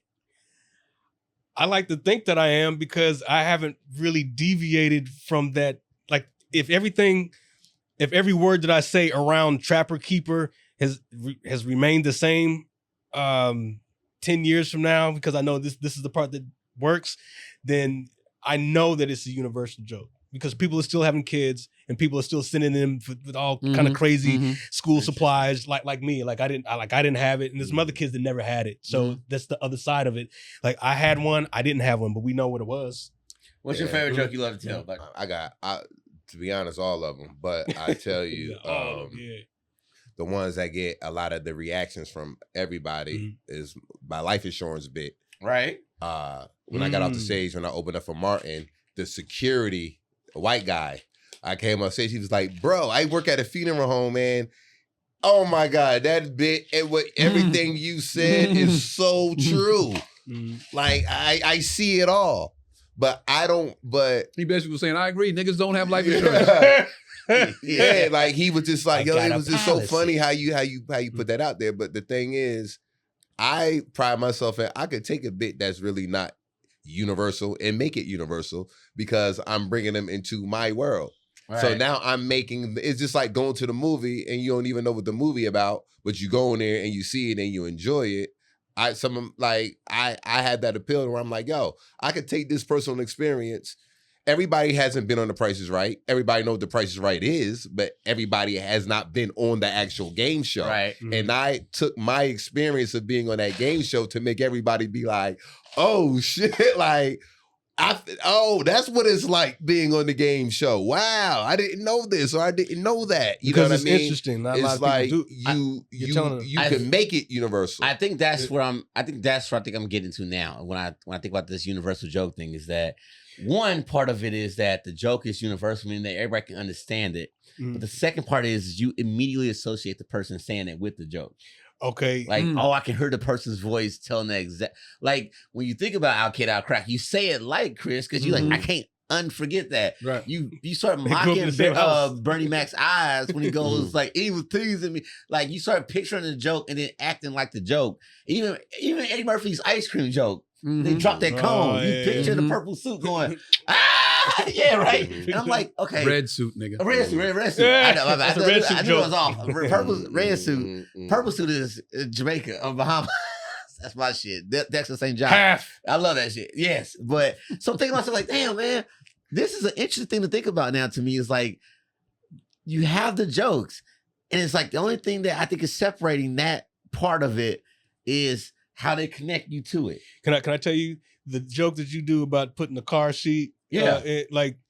Now, to me, that's one of your universal jokes. I've learned that. I didn't realize it at the time, but the way people talk to me afterwards, I go, oh shit, this is more relatable than I thought it was. I just relate to it because I don't have any children, but I can see you. I can see you, vicariously experiencing that. I said, I can see how that could be a problem. That's like, it's just a car seat. Because I have one car seat and I have 3 cars. So when I got to take that shit out, I'm like, man. A girl and sometimes I'll let Charleston pick, like, Dada, can we take the car today? And I'm like, fuck, car seat's in the truck. God damn, your seat is I'm like, all right, kiddo. Anything for my kid. I'm like, all right, man, let's go. Yeah. A girl commented on my joke one time and said, man, I ain't lying. I sold a car and told the dude, hey, the seat coming with it, because I'm not thinking that. Hilarious. So hard. I was like, see, that made me feel like, okay, I'm not crazy. This shit is hard, but I think that is something that just getting it, I don't know if you said your joke, but like, it's interesting. Like, the nigga dial. I didn't say what joke? The nigga dial. Your nigga dial is your favorite joke to tell. Oh, that's a universal. Oh no, I'm not. I don't tell that joke anymore. My favorite joke to tell now? Yeah. My opener. Okay. And so the old people getting ready, just going out. Yeah. Oh, going out. Yeah, and so I think that like it's interesting to like hear that joke, and then you think to yourself like, all right, now I'm starting to okay, let me close my eyes or let me visualize the person telling it and go, I agree with your insurance joke. Like I think when I think about that joke now, I'm like, that's a Trey joke, and like it sounds like you all the way through, and it segues you great to that the DMX, the life. Yeah, and then the dating younger, older people. Oh yeah. I think it's a great segue to that. Yeah. And your Trapper Keeper joke, I can tell your energy changes. To me, I think because I enjoy telling it. As a comic, you can tell when somebody go, oh, I love telling this fucking joke. You know what I'm saying? So I think it's interesting that how you bottle that, right? And like, but it's like that's the part that makes it universal is both pieces. Is that A, y'all relate to it, and B, it's me telling it. Yeah, because you experience wherever. Sometimes you know how we embellish a joke. We have to add a little stuff. Like, okay, this part really isn't true, but it's based in something that you experience, and that's what makes it fun to tell. Like because you came up with it, and it's a performative piece. There you go. And when people enjoy it because you're enjoying it, that's what makes it. Like like Lewis was one of those bits that that I knew it was funny, but I didn't, and I knew it was good. I was like, oh, this is good, but I didn't. It's better than what I even envisioned because it came out of something pure in the moment, right? Because you said it came out of something pure in the moment. Yeah. And you get to keep it, and I get to keep it. And you get to keep it. Tone does the family joke he does, right? Like when he mimics his his mom mocking him. Like you can tell when somebody is really like, nah, this really happened, and I can take y'all back to that moment. Because now you feel like you're sitting on the couch with your friends, like, nah, I swear to God, my mama said this. And you're like, yo, your mama crazy. Like, it makes you realize, like, I'm connecting you to the story now, and that joke is stuck with me, and I visualize you telling it every time. That's another one I enjoy telling. And I can tell. And that's what made me think of that. I was like, he loves telling that joke. Why would you? All right. Oh, shit. So I just was like, it's interesting to watch that. And I think, because a lot of comics watch these podcasts, and I think this is a good nugget of like watching somebody. Your energy when you deliver a joke, I think carries throughout the whole set. Yeah. And your favorite joke, you can tell what it is sometimes because you get charged up telling it. You know, sometimes, I mean, it's all of us, all of us, we tell those bits. Like, I like to hear the crowd's response because it's a different crowd because I know they had never heard it before. Yeah. And it's like, all right, they gonna really like it. Like, okay, like the can you stand the rain joke? Like you haven't done that in years, but it's on the special. I can't do it anymore. Right. But, I mean, I can, but anytime there's a crowd and it's like the call and response, and it's like you hear and they sing along, it's like automatic. That was I'm telling you, man. Like that's a classic. There's some joints on there. There's some joints on that special. Kelly I did a show Wednesday. I think that's one of the funniest jokes. Last Wednesday, I did a DL's room, and I said, Ice House? Yeah, and I said something, and that I've been saying in a bit, and DL was like sitting in honors. He said, "Wow." I said, I hope this nigga don't steal it. Oh, damn. But I'm on some other shit though right now. I'm just saying it with my material and what I'm putting out there and what I'm working and how I'm putting my things together. But my little catchphrase that I said to impress DL, because I know that's one of his lanes of his material and how he delivers his material on his political stances and things like that. For him to sit up there and be like, wow, he noticed, and then the audience started clapping. Yeah. After I said it, because I said my, in addition to that, and I was just like, yo, and he came up to me, he was like, man, like every time I see you, you just good, man. Like, damn. It's good. And that's props. Dope. I'm like, yo, like I'm doing something different than what these niggas out here ain't really doing in my class. Like, you know what I mean? I just want to talk about the shit. You know what I mean? And that's what I'm saying. And I'm saying this. I'm on All Madden right now. And I tell people I'm playing on All Madden right now. Awesome. And I would rather get a laugh out of 7 or 8 right now on All Madden instead of getting the 10 on freshman or junior varsity. All right, break that down. What?